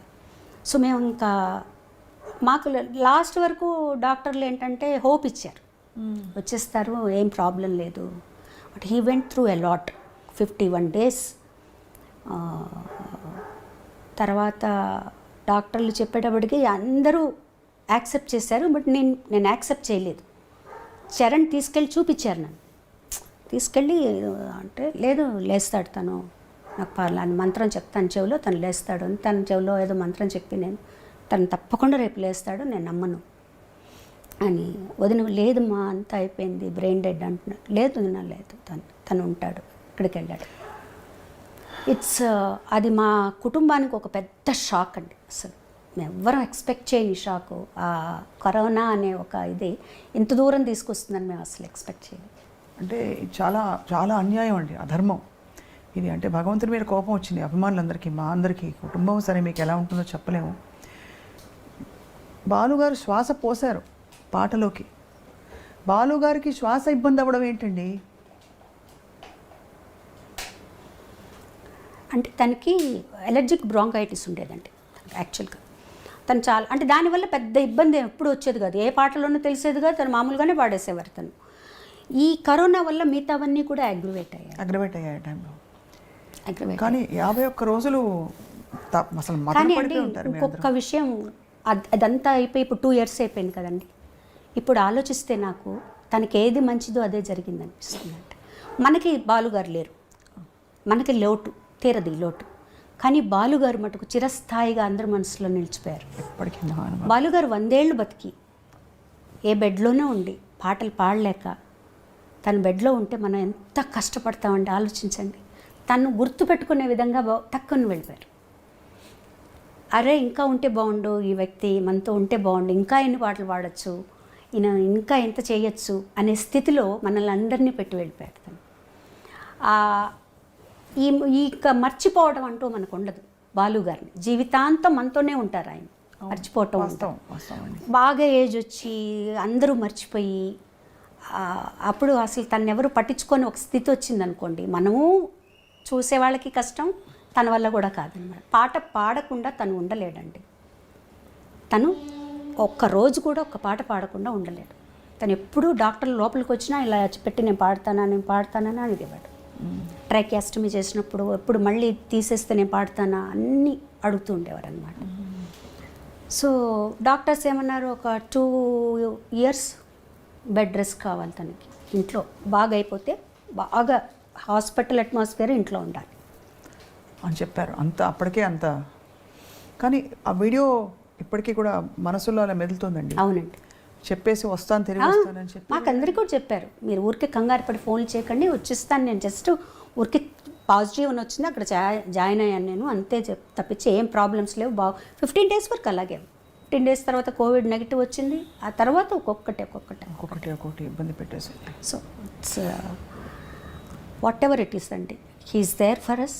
ఆయన ఎప్పుడు మా వెనకాల ఉంటాడు. నేను చరణ్తో అందరితో అదే చెప్తాను, నా అన్న మనతోనే ఉంటారు, ఆయన మనల్ని లీడ్ చేస్తారు. వదిన గారు చాలా ఎఫెక్ట్ అయ్యారండి, మా అందరికంటే కూడా వదిన చాలా ఎఫెక్ట్ అయ్యారు. ఆవిడ ఆల్మోస్ట్ ఒక డిప్రెషన్ స్టేజ్లోకి వెళ్ళిపోయారు. ఇప్పుడు కొంచెం బెటర్, అంటే చాలా ఆరోగ్యపరంగా కూడా బాగా దెబ్బతిన్నారు ఆవిడ. ఎందుకంటే ఒకే హాస్పిటల్లో ఇద్దరు పక్క పక్కన ఉన్నారు. ఆవిడ కూడా కోవిడ్ వచ్చి అక్కడే జాయిన్ అయ్యారనమాట. అక్కడ ఏం జరుగుతుందో తెలియదు. పిల్లవాడు ఒక్కడు, ఎవరిని పంపించరు, వాడిని ఒక్కడనే పంపిస్తారనమాట. So it was tough time for us. Very tough అండి, అసలు ఊహించడం కష్టం కదండి. ఏ రోజు డాక్టర్ ఏం చెప్తారో తెలియదు. ఇవాళ బాగుందమ్మా, ఏం ప్రాబ్లం లేదంటారు, ఇవాళ కొంచెం ఏదో ప్రాబ్లం ఉందంటారు. 51 రోజులు అలా అలా అలా అలా అలా ఇంకా మాకు వేరే థాట్ ఏమీ లేదు. అందరం ప్రే చేయటం. ఎక్కడి వాళ్ళండి, ఎక్కడెక్కడి వాళ్ళు, ప్రపంచం అంతా ప్రే చేసింది నిజంగా. అన్ని ప్రసాదాలు, ఒక రూమ్ పెట్టారు అక్కడ, ఒక రూమ్ పెట్టి ప్రసాదాల కోసం ఒక రూమ్ పెట్టారు. ఆయనకు వచ్చే ప్రసాదాలు అవన్నీ, కొంతమంది విభూతులు పంపించడం, షాల్స్ అన్నీ అన్నమాట. అసలు వరప్రసాద్ రెడ్డి గారు కూడా అప్పుడు వరప్రసాద్ రెడ్డి గారు కూడా పంపించారు, కంచిపేట నుంచి పంపించారు, తిరుమల తిరుపతి దేవస్థానం, ఇక్కడి నుంచి అందరూ. బాలుగారు వరప్రసాద్ రెడ్డి గారు అయితే రోజు ఫోన్ చేసేవారు, ఎలా ఉంది ఈరోజు, ఎలా ఉంది ఈరోజు, ఎలా ఉంది ఈరోజు, ఎలా ఉంది. అందులో బాలుగారి గొంతు అంటే కీర్తించని దేవుడు లేడు. అన్ని బాణీల పాటలు అందరు దేవుళ్ళకి పాడారు కదండి. అసలు ఇప్పటికీ ఎలా తప్పించుకుంటామండి ఆయన నుంచి మనం, చెప్పండి. మీరు ఏ రోజు ఏది ఆన్ చేసినా ఎక్కడో ఒక చోట ఆయన వస్తారు, అంతే. ఏ గుడికి వెళ్ళినా ఆయన ఉంటారు. సో ఆయన నుంచి మనం తప్పించుకోవడం అంటూ ఏం లేదు, ఆయనతో కలిసి బతకడమే మన పని, అంతే. అలా అనుకుని సంతోషపడాల్సిందే. అలాంటి వ్యక్తులు చాలా రేరు, కారణ జన్ములు వాళ్ళు, అంతే. అంతకంటే మా అన్నయ్య గురించి నేనేం చెప్పలేను. సత్యం అండి. మీరు భౌతికంగా చివరిసారి ఎప్పుడు కలిశారండి? తేదీ గుర్తుందా మీకు? తేదీ తను సెప్టెంబర్ 25 చనిపోయారు. 14th ఆ ప్రాంతంలో కలిశాను. ఆ తర్వాత ఇంకెవరిని అలో చేయలేదండి. అప్పటికే మీకు కొంత అవగాహన ఉండుంటుంది, అంటే అవగాహన ఉండేది, కానీ అది ప్రేమ అంటారా మరి, అది కప్పేస్తుందేమో అనుకుంటారు. నాకు మా చెల్లికి ఎందుకు ఎలా అయినా తను బయటకు వచ్చేస్తాడు, హీజ్ అ ఫైటర్, వచ్చేస్తాడే అనిపించి, అన్నకేం కాదు నాన్న చూసుకుంటారు, అన్నకేం కాదనే అనుకునేవాళ్ళము. ఫోన్లో మాట్లాడుకో, ఏం కాదు వచ్చేస్తాడు తను, ఏం ప్రాబ్లం లేదు. మీరు అన్నట్టు పాట లేకుండా, ఎందుకంటే అప్పుడెప్పుడో నాడ్యూల్ వచ్చి సర్జరీ చేయించాలన్నప్పుడు లతాజీ చేయించద్దు అని చెప్పారు. ఈ విషయాన్ని పంచుకున్నారు మాతో అవును ఒక ఇంటర్వ్యూలో. అంటే పాట లేకుండా బాలుగారిని ఊహించుకోలేమండి ఎవరు. అవును, ఊహించుకోలేము. మాట కూడా, మాట రెండు. ఇంకా ఇప్పుడు కూడా నేను టెలిఫోను రేరు, తను ఎప్పుడైనా చేసినా కూడా ల్యాండ్ లైన్ చేస్తారు ఫోన్, మా పై రూమ్లోకి అనమాట. ఫోన్ తీయగానే ఆ లైన్కి అన్నయ్య చేస్తారని మాకు తెలుసు, నేనమ్మా అన్నని అంటారనమాట. అది అలా రింగ్ అవుతూనే ఉంటుంది మనసులో. ఫోన్ వస్తుంది అంటే ఇంకా ఆ తర్వాత ఆ ఫోన్కి ఇంకా ఫోన్లు రావడం మానేసాయి అనమాట. ఆ ఫోన్ వస్తుందంటే నేనమ్మా అన్నయ్య చేస్తుంటారు, ఇంకా అన్నయ్య కదా ఫోన్ చేస్తారని చెప్పి తీసుకునేవాళ్ళు అనమాట. సో మెనీ థింగ్స్ ఒక్క రోజులో మర్చిపోయే విషయాలు కాదు. అయ్యో, ఎంత జీవితకాలం మీ వెన్నంటే ఒక తండ్రి జీవితాంతం ఉంటుందండి, జీవితాంతం ఉంటుంది. ఎన్ని ప్రయాణాలు. తను చనిపోయిన తర్వాత ఒక 1 month తర్వాత నేను ఎయిర్పోర్ట్కి వెళ్తే నా వల్ల అవ్వలేదు అసలు. ఎందుకంటే మేము పక్కనే నెక్స్ట్ స్ట్రీట్లో తను ఉంటారు. తను బయలుదేరేటప్పుడు నాకు ఫోన్ చేసేవాడు, బయలుదేరుతున్నావా ఎయిర్పోర్ట్కి అని. తను ముందు వెళ్ళిపోతే అక్కడి నుంచి నాకు ఫోన్లు చేసేవాడు. ఎంతసేపు ఓవర్సీస్కి అయితే మరి వీసాలు అవన్నీ చెకింగ్ ఉంటుంది, ఇంకా రాలేదు, నువ్వు వెయిట్ చేస్తున్నావు, తొందరగా రా. ఆ ఎయిర్పోర్టు అక్కడ వెళ్ళటం, అందరం కలిసి వెళ్ళటం, చాలా రోజుల వరకు నాకు చరణ్కి అది చాలా కష్టం అనిపించింది, ట్రావెలింగ్ అనమాట. తర్వాత మాకు మేమే నెమ్మదిగా ఇలా అనుకొని, నాన్న కష్టపడి బెడ్లో ఉండి ఇంత చేసే కంటే కూడా వెళ్ళిపోయారు ఆయన ఒక రకంగా. అలా సర్దుకొని వాడికి సర్ది చెప్పి. ప్రేమ నుంచి మనకి చిన్న కోపం కూడా వస్తుంది. అన్నయ్య కోవిడ్ టైం ట్రావెల్ చేయొద్దంటే వెళ్ళిపోయారు మీరు ఇలాగా పాట పాడడానికి అని. ఒక్క కించితైనా అలాంటి ఒక ఆలోచన వచ్చిందా, ఎందుకు పాడడానికి వెళ్ళిపోయారని, అంత రిస్క్ తీసుకుని ఎందుకు వెళ్ళారు మీరు అని? అంటే తను వెళ్ళారు అని నాకు తెలియదండి. యాక్చువల్గా సుధాకర్ గారికి ఫోన్ చేశారట ఆయన, ఇట్లా వద్దాం అనుకుంటున్నాను, అక్కడ పరిస్థితులు ఎలా ఉన్నాయి అని. తను అక్కడే ఉన్నారు అప్పుడు. ఆ లెవెల్లో రామోజీ ఫిలిం సిటీలో అన్ని జాగ్రత్తలు తీసుకుంటున్నారండి, నేను షూట్ చేస్తున్నానని చెప్పారట. ఆయన కూడా మనసులో అది ఉండిపోయింది, నేను ఎందుకు చెప్పాను అలా అని. వదిన అందరూ చెప్పారట. ఈ విషయాలని నాకు తెలియదు, తను అక్కడ ఉన్నారు, తను మధ్యలో వెళ్తున్నారని.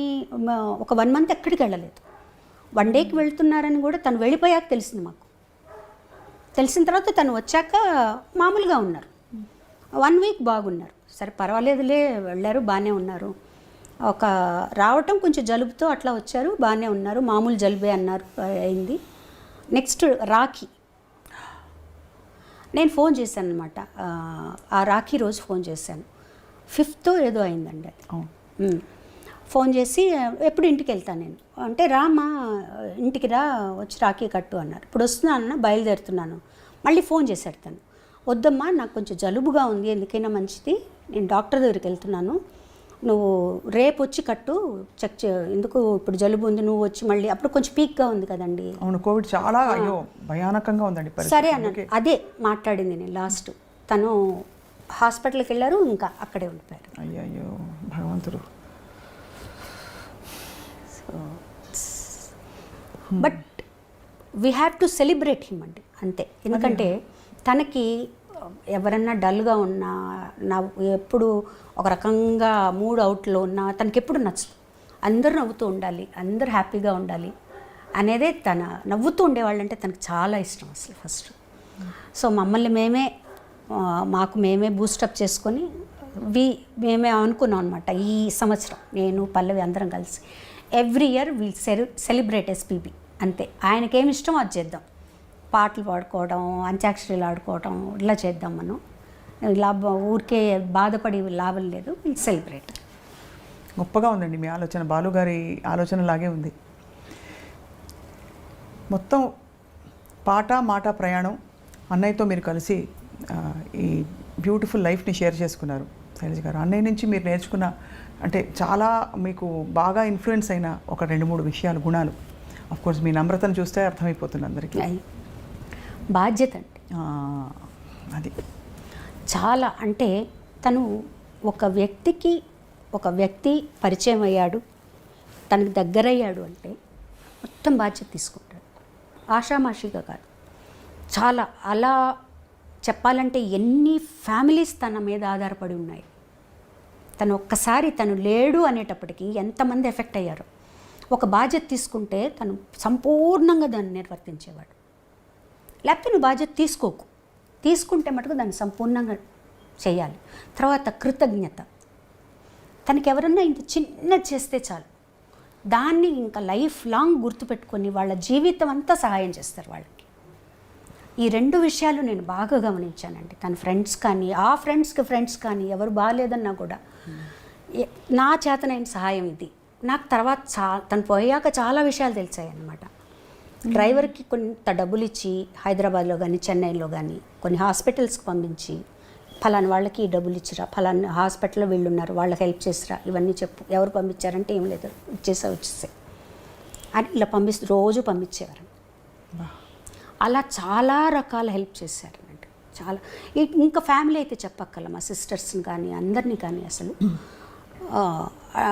ఒక కొండ మా వెనకాల, పెద్ద కొండ అనమాట. తను లేడు అంటే ఫస్ట్ అనిపించింది, ఓకే తను లేడు, ఆ బాధ్యత ఎలా, దాన్ని ఎలా మోయాలి ఇప్పుడు మనం ఏమి యాడ్ అవడం ఇది కాదు, తనేం చేశాడో దాన్ని మనం తీసుకోవాలి బాధ్యత, అంతే కదండి.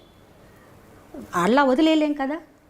తను చేసిన బాధ్యతలు పట్టుకున్న తనకేది మోటివేషనో అదే తీసుకొని ఆ దారిలో మనం నడవాలి. సో ఇదే కొంతవరకు తీసుకోగలిగారా మీరు? అంటే ఒక 25% వరకు తీసుకోగలిగానండి. తీసుకోగలిగాను. అది కూడా తను హెల్ప్ చేస్తేనే, తన పైనుండి ఆశీర్వదిస్తేనే అండి, అంతే. లేకపోతే మనం అంతకంటే ఏమీ చేయలేం. ఇంకంతకంటే ఆయనకి మనం ఇచ్చేది ఏమీ లేదండి. మనం ఏమి ఇస్తాం ఆయనకి చెప్పండి? ఆయనకి నచ్చినట్టు ఆయన వేసిన దారిలో మనం నడవటం, అంతే. ఆయన గుర్తుపెట్టుకోవడం, ఆయన చేసిన మంచి పనులు ఏమన్నా ఉంటే అవి మనం చేయగలగటం, అంతే. ఏ పారిజాతాలు ఇవ్వగలము? అన్నయ్యకి ఇష్టమైన పద్యం కదా ఏదండి మీరు పాడేవారు, ఒక పద్యం చాలా ఇష్టం అని. ఏ పారిజాతాలు ఇవ్వగలము? నాకు చాలా ఇష్టం అండి నిజంగానే. అది ఇది తనకు కూడా వర్తిస్తుంది. అది అందుకనే మీరు ఆ మాట అన్నారని. ఏ పారిజాతం ములియగలనో చెలి, గిరిమల్లియలు తప్ప, గరిక పూలు తప్ప, ఏ కానుకలను అందించగలనో సఖీ, గుండెలో తులదాచుకున్న వలపులు తప్ప, జగతిపై నడయాడు చంచలావల్లిక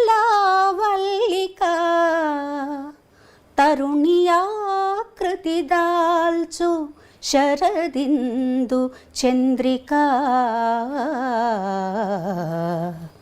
శరదిందు చంద్రికా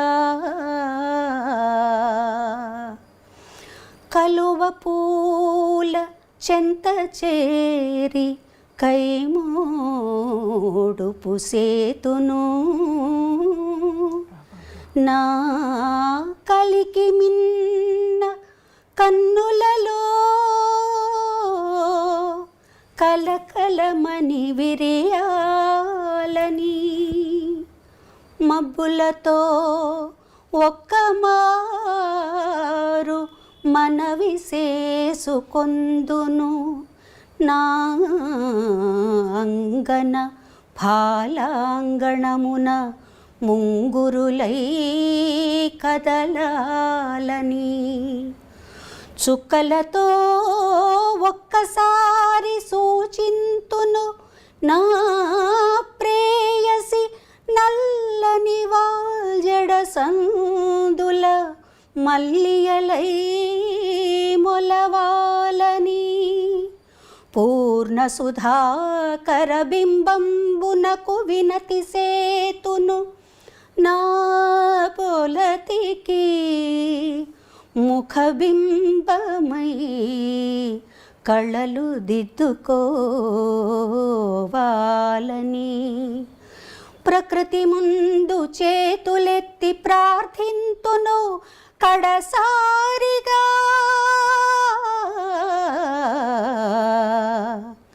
నా రమణికి బదులుగా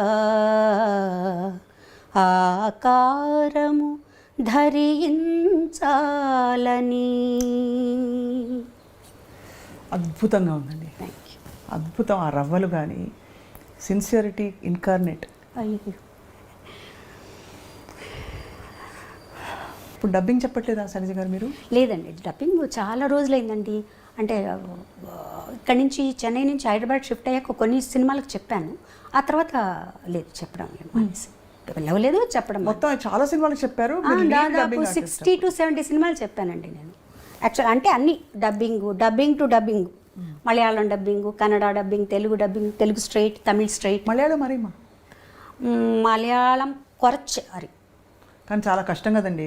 చాలా కష్టం అంటే పాడడం కూడా చాలా కష్టం మలయాళం. ఎన్ని నాళ్ళు ఉంటాయో, ఎన్ని రాళ్ళు ఉంటాయో. అమ్మో, ఎలా నేర్చుకున్నారు? నాకు దాస్ గారు నేర్పించారు, దాస్ గారు. ఆయన మ్యూజిక్ డైరెక్షన్లో పాడాను. ఆయన కూర్చోబెట్టి నేర్పించి నాకు ఒక కితాబ్ కూడా ఇచ్చారు. అన్నయ్య గారు చెప్పారు, నీకంటే తన ప్రొనౌన్సియేషన్ బాగుంటుంది మలయాళం అని. సో ఆయన నేర్పించారు ఎలా అన్నారు. తర్వాత ఆ పట్టుకోవడం కూడా వచ్చింది నాకు. వాళ్ళ ఒక ఫ్లో ఉంటుంది మలయాళంలో, జ్ఞాన్ ఎందు పోయి ఇందు వరే వరు అట్లా ఉంటుంది కదా, అది పట్టుకుని అది వచ్చిందనమాట. అందుకని మలయాళం కొంచెం అర్థమవుతుంది కూడా. కొంచెం సాంస్క్రిట్ ఎక్కువ ఉంటుందండి మలయాళం. అది అందమైన పదాలు, పువ్వుల్లో చాలా రేర్ పదాలన్నీ వస్తుంటాయి వాళ్ళ పాటల్లో చాలా. సో అయితే మలయాళంలో డబ్బింగ్, తమిళ్లో డబ్బింగ్, తెలుగులో డబ్బింగ్. అంటే మలయాళం నుంచి తెలుగులో డబ్బింగ్ చెప్పాను. ఓహో, మలయాళంలో మీరు డబ్బింగ్? అయ్యో భలే వాళ్ళే, మలయాళంలో నేను డబ్బింగ్ చెప్పడం ఏంటండి. అంటే కన్నడ సినిమాలు, మలయాళం సినిమాలు తెలుగులో డబ్బింగ్ చెప్పాను. తమిళ్లో డైరెక్ట్గా చెప్పాను, మామూలుగా డబ్బింగ్ చెప్పాను సినిమాలకి. తెలుగులో యాజ్ ఇట్ ఇస్ మీకు తెలుసు. నిన్నే పెళ్ళాడతాలో అది అల్లరి పిల్లే కనిపిస్తుంది మీ డబ్బింగ్. ఆఫ్ కోర్స్ చాలా సినిమాలు మీరు, కానీ ఈ రెండు మీరు కంటిన్యూ చేస్తున్నప్పుడు మీరు డైరెక్ట్గా అడిగేసేవారా నాకు దిస్ మై రెమ్యూనరేషన్ అని? అంటే కొంచెం జంక్ ఉంటుంది కదా మనకి.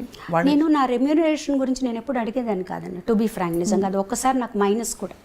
అవును, ఎందుకంటే విఠల్ గారు ఉండేవారు, బాలు గారు, ఆయనే చూసుకునేవారు. ఆయన వెళ్ళిపోయిన తర్వాత కూడా నాకు ఇంత అడగాలి, ఇంత చెప్పాలి అది తెలీదు నాకు. అవును, తెలీదు. ఆ తర్వాత నెమ్మదిగా నేర్చుకున్నాను అనమాట. ఫీల్డ్లో ఉండాలంటే మనం తప్పదు కదా, మనం మన కష్టానికి ఫలితం కూడా ఉండాలి కదా అని చెప్పి. మీ సాధన అండి అసలు డబ్బింగ్ చెప్తే వాయిస్ చాలా స్ట్రెయిన్ అవుతుందండి. చాలా స్ట్రెయిన్ అవుతుంది. పాడడానికి కూడా రఫ్ అయిపోతుంది వాయిస్. ఒకరోజు డబ్బింగ్ చెప్పి ఆ రోజు సాంగ్ పాడాలంటే కొంచెం కష్టంగా ఉంటుంది.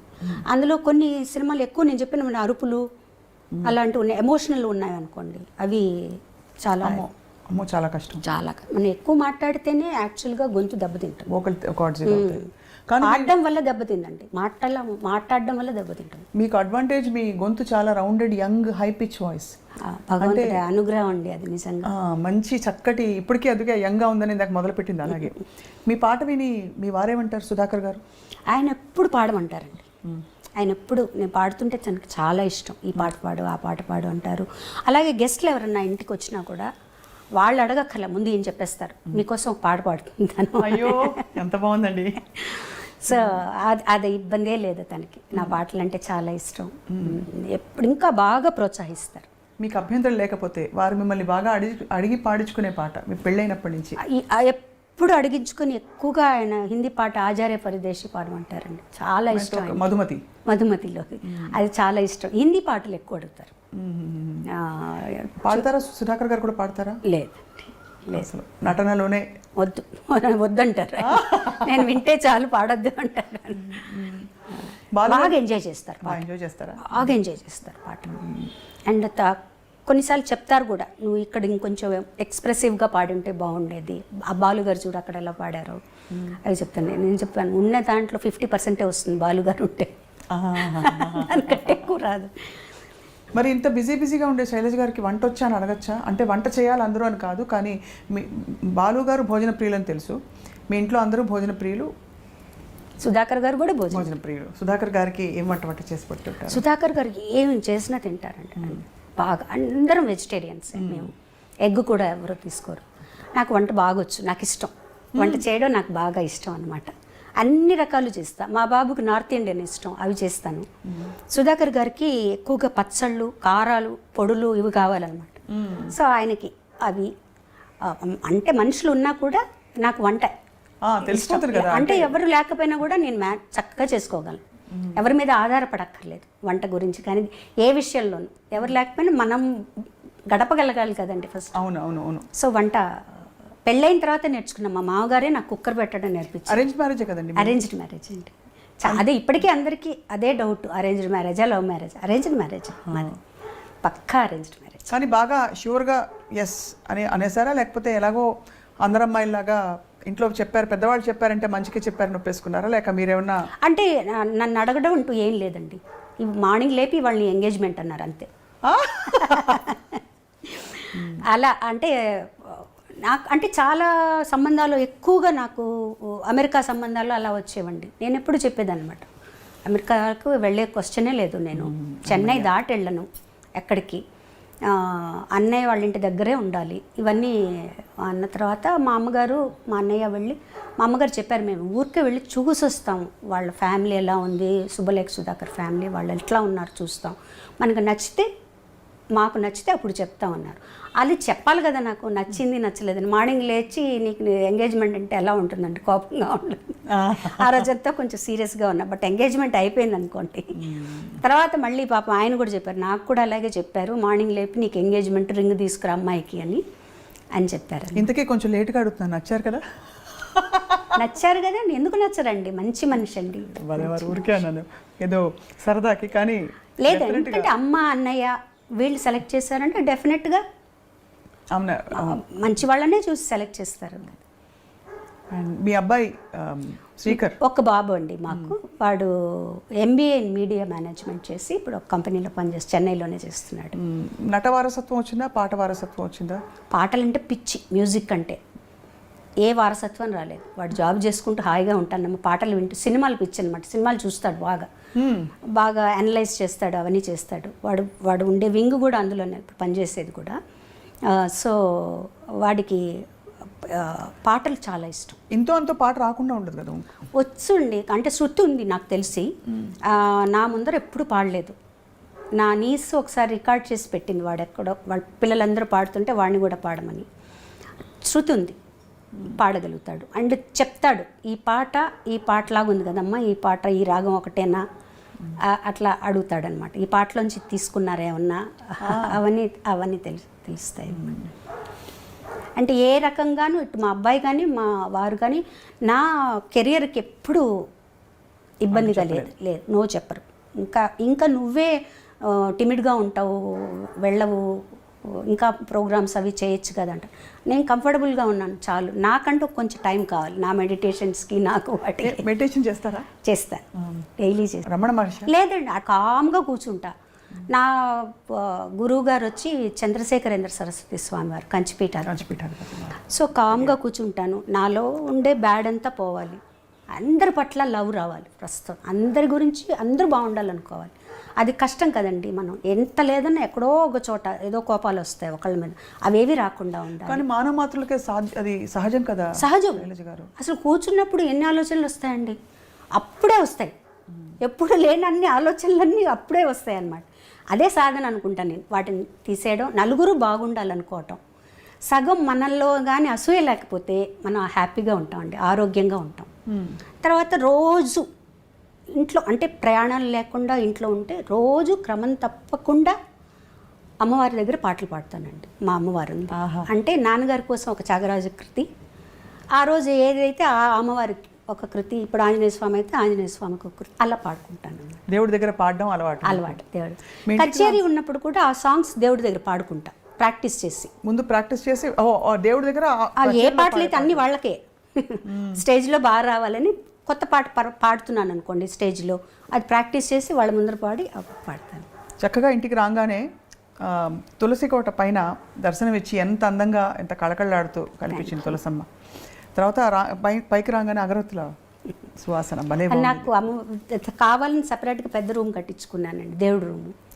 సో నేను ఇష్టదైవం అమ్మవారేనా? అమ్మవారే, లలితమ్మ. లలితమ్మ. మీరు ఆ నిండుగా అమ్మవారి లక్షణాలన్నీ, అంటే ఒకవైపు సౌమ్యం, ఇంకోవైపు సముచితమైన రౌద్రము అన్నీ కలగలిసి అలా చక్కగా ఉన్నారు మీరు. అందుకని అమ్మవారి అంటే నేను నమ్ముతానండి, అమ్మవారి ఏ దైవం మనకి దగ్గర అయితే ఆ దైవంలోని కొన్ని ఎనర్జీస్ అంటాం కదా, ఎనర్జీస్ తప్పకుండా ఉంటాయండి. ఇప్పుడు అందరు దేవుళ్ళు అమ్మవారే అనుకోవచ్చు మనం, సకల దేవుళ్ళు అమ్మవారే అనుకోవచ్చు. ఆ ఒక ఎనర్జీ ఉంది అక్కడ, ఆ ఎనర్జీ నన్ను కాపాడుతుంది. ఇప్పుడు ఒక్కడ గుర్తుపెట్టుకోండి, మనుషులు ఎవరి మీదన్నా మనం ఆధారపడ్డాం అనుకోండి, వాళ్ళు ఒక్కసారి మనల్ని బెట్రే చేసినప్పుడు మనకి జీవితం మీద ఒక రకమైన భయం, విరక్తి వస్తాయి.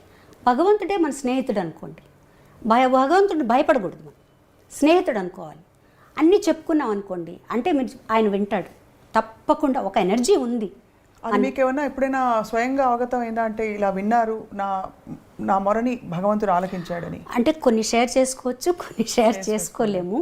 బట్ ఎక్స్పీరియన్సెస్ జరిగాయి. అంటే ఇది అడగడానికి కూడా ఇది చాలా అత్యంత వ్యక్తిగత ప్రపంచంలోకి రావడం కాదు, కానీ దీనివల్ల ఇంకో 10 మందికి నమ్మకం కలుగుతుందండి. అంటే ఇప్పుడు ఉన్న ప్రపంచంలో మనకి దేవుడు ఉన్నాడా లేడా, దేవుడితో ఎలా కనెక్ట్ అవ్వాలి అనేది రకరకాల. నా ఉద్దేశంలో దేవుడు అంటే ప్రేమేనండి. ప్రేమ అంటే అన్కండిషనల్ లవ్. అది దాని మీద మనం ఫోకస్ చేసామంటే తప్పకుండా పనిచేస్తుందండి. చిన్న ఒక ఎగ్జాంపులే నేను చెప్తాను, నా లైఫ్లో నాకు జరిగిన ఎగ్జాంపుల్ నేను చెప్తాను. మా ఇంట్లో మీరు ఇప్పుడు వచ్చారు కదా, అక్కడ మామిడి చెట్టు ఉంది, పెద్ద మామిడి చెట్టు.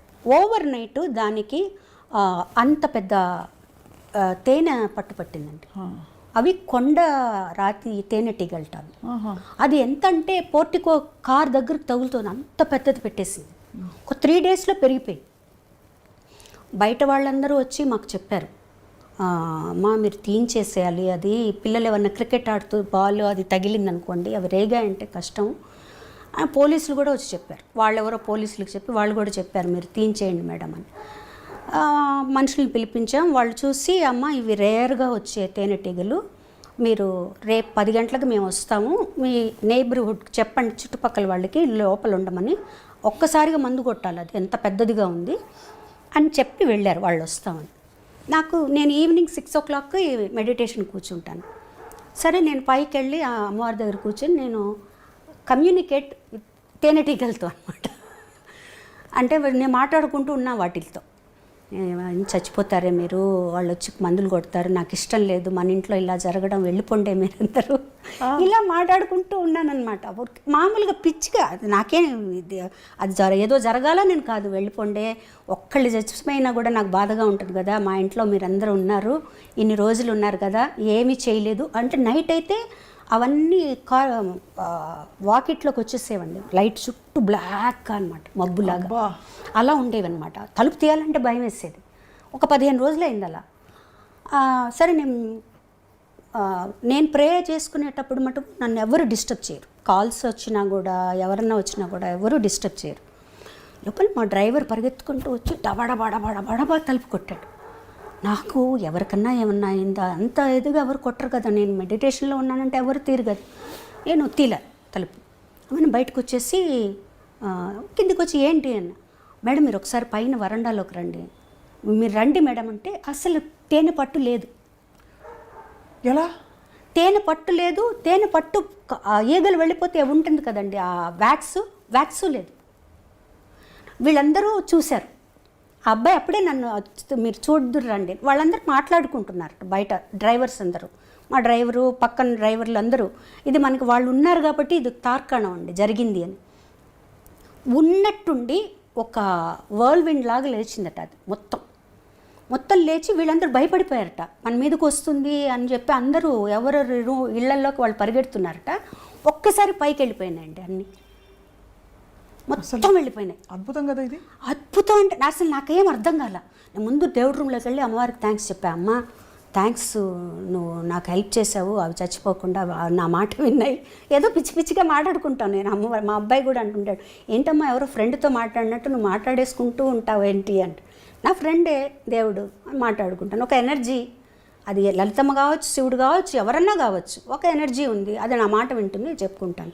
ఇది జరిగిందంటే నాకు నేను వాళ్ళందరిని అడిగాను, మీరందరూ ఉన్నారు కదా, ఒక మొబైల్తో ఒక తీసుంటచ్చు కదా పిక్చరు అని. మేడం అంత అది చూస్తుంటే మమ్మల్ని ఎక్కడ కొడతాయో అని చెప్పి మేము పారిపోయాం మేడం. అసలు అంత వితిన్ 10 seconds వెళ్ళిపోయినాయండి మొత్తం. అద్భుతం. ఏమీ లేదు, అద్భుతం నిజంగా. నేను అదే అనుకున్నాను. మనం ఏమనుకున్నాం, వాటికి ఏమీ కాకూడదు అనుకున్నాం, వాటికి మంచి జరగాలనుకున్నాం. చెడు స్వార్థం ఏమీ లేదు. పక్క రోజు వాళ్ళు వచ్చి వేరే వాళ్ళని పెట్టి తీయించారా మేడం, మేము వస్తామని చెప్పాం కదా, మీరు వేరే వాళ్ళు తక్కువ డబ్బులు ఇచ్చుంటారు అందుకని మీరు తీయించారు. లేదు బాబు అవి వెళ్ళిపోయాయంటే వాళ్ళు నమ్మరు.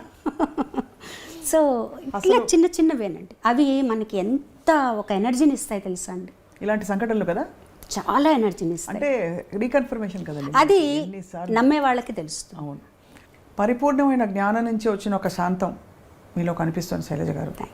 అంటే ఇవాళ మీరు పంచుకున్న విషయాలన్నీ నిజంగా చాలా అత్యంత మీ అంతరంగిక ప్రపంచంలోకి మాకు ఒక అవకాశం ఇచ్చారు. తొంగి చూసి మీ జీవితం గురించి తెలుసుకోవడం, అందరికీ చెప్పడం ద్వారా చాలామందికి ఒక కనువిప్పు, ఒక పాఠం అని అనలేను, బట్ చాలా విషయాలు నేర్చుకోవడం. ఏం లేదండి, యాక్చువల్గా అందరికీ తెలుసండి.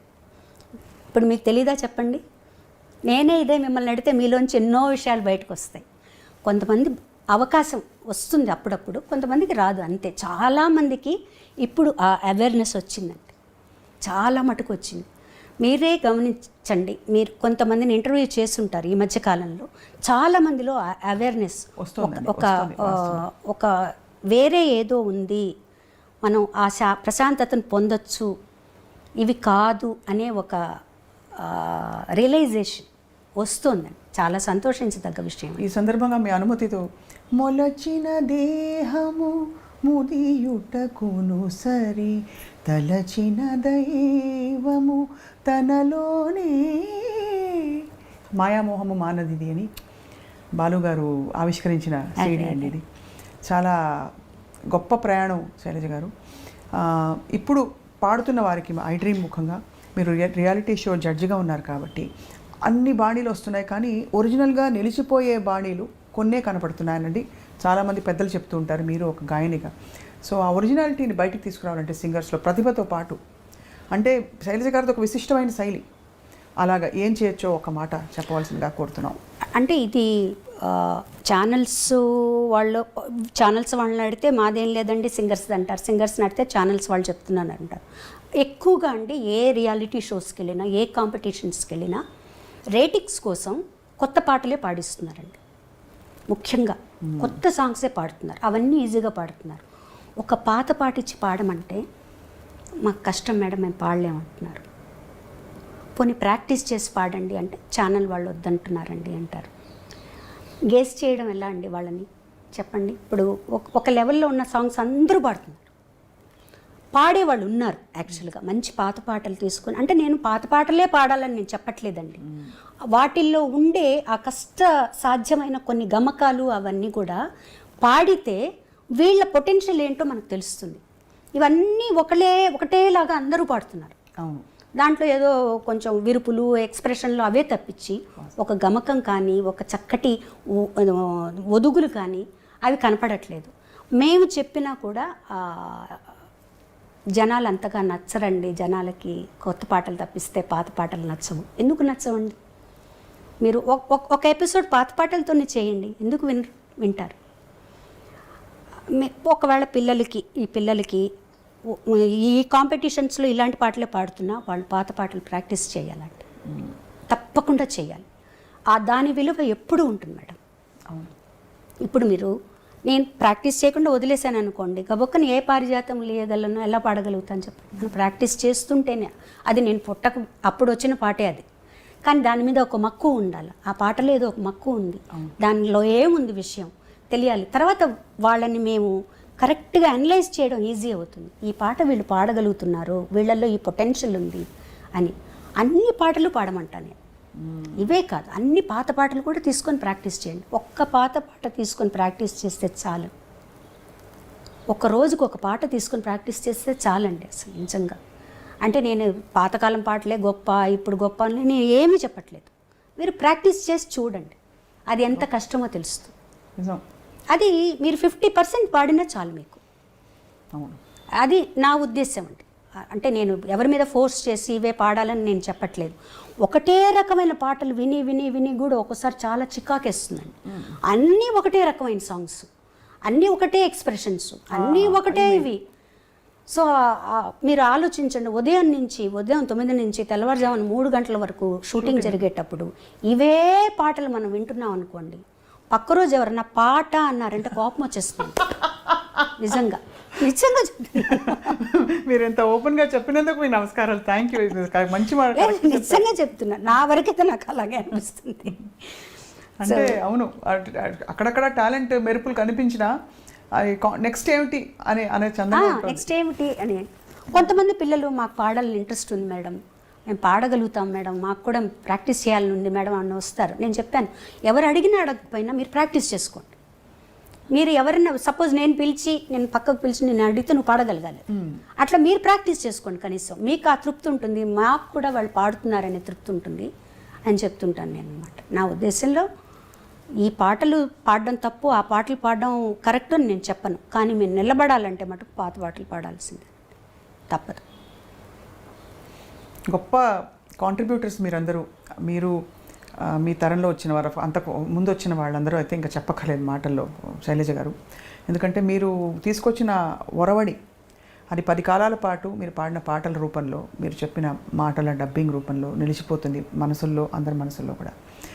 ఇవాళ నిజంగా గొప్ప అనుభూతి మీతో మాట్లాడడం, కొత్తగా మళ్ళీ మిమ్మల్ని తెలుసుకున్న భావన కలుగుతుందండి. నాకు కూడా అలాగే అనిపిస్తుంది. అంటే రొటీన్ ఇంటర్వ్యూస్ లాగా కాకుండా చాలా విషయాలు, అంటే నేను కొన్నిసార్లు ఇది చెప్పకూడదు అనుకున్నవి కూడా నా చేతి చెప్పించేశారు మీరు. అయ్యో అలా కాదు, చెప్పకూడదంటే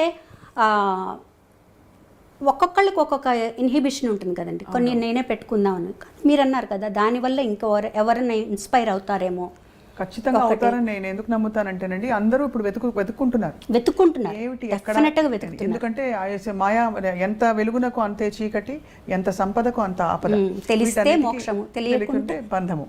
అది ఇవన్నీ మీరు అద్భుతంగా ప్రస్తావించారు. నాకు ఇష్టమైన కీర్తన అది చాలా.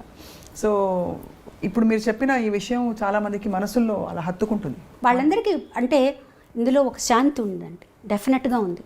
అంటే మనం ముక్కు మూసుకొని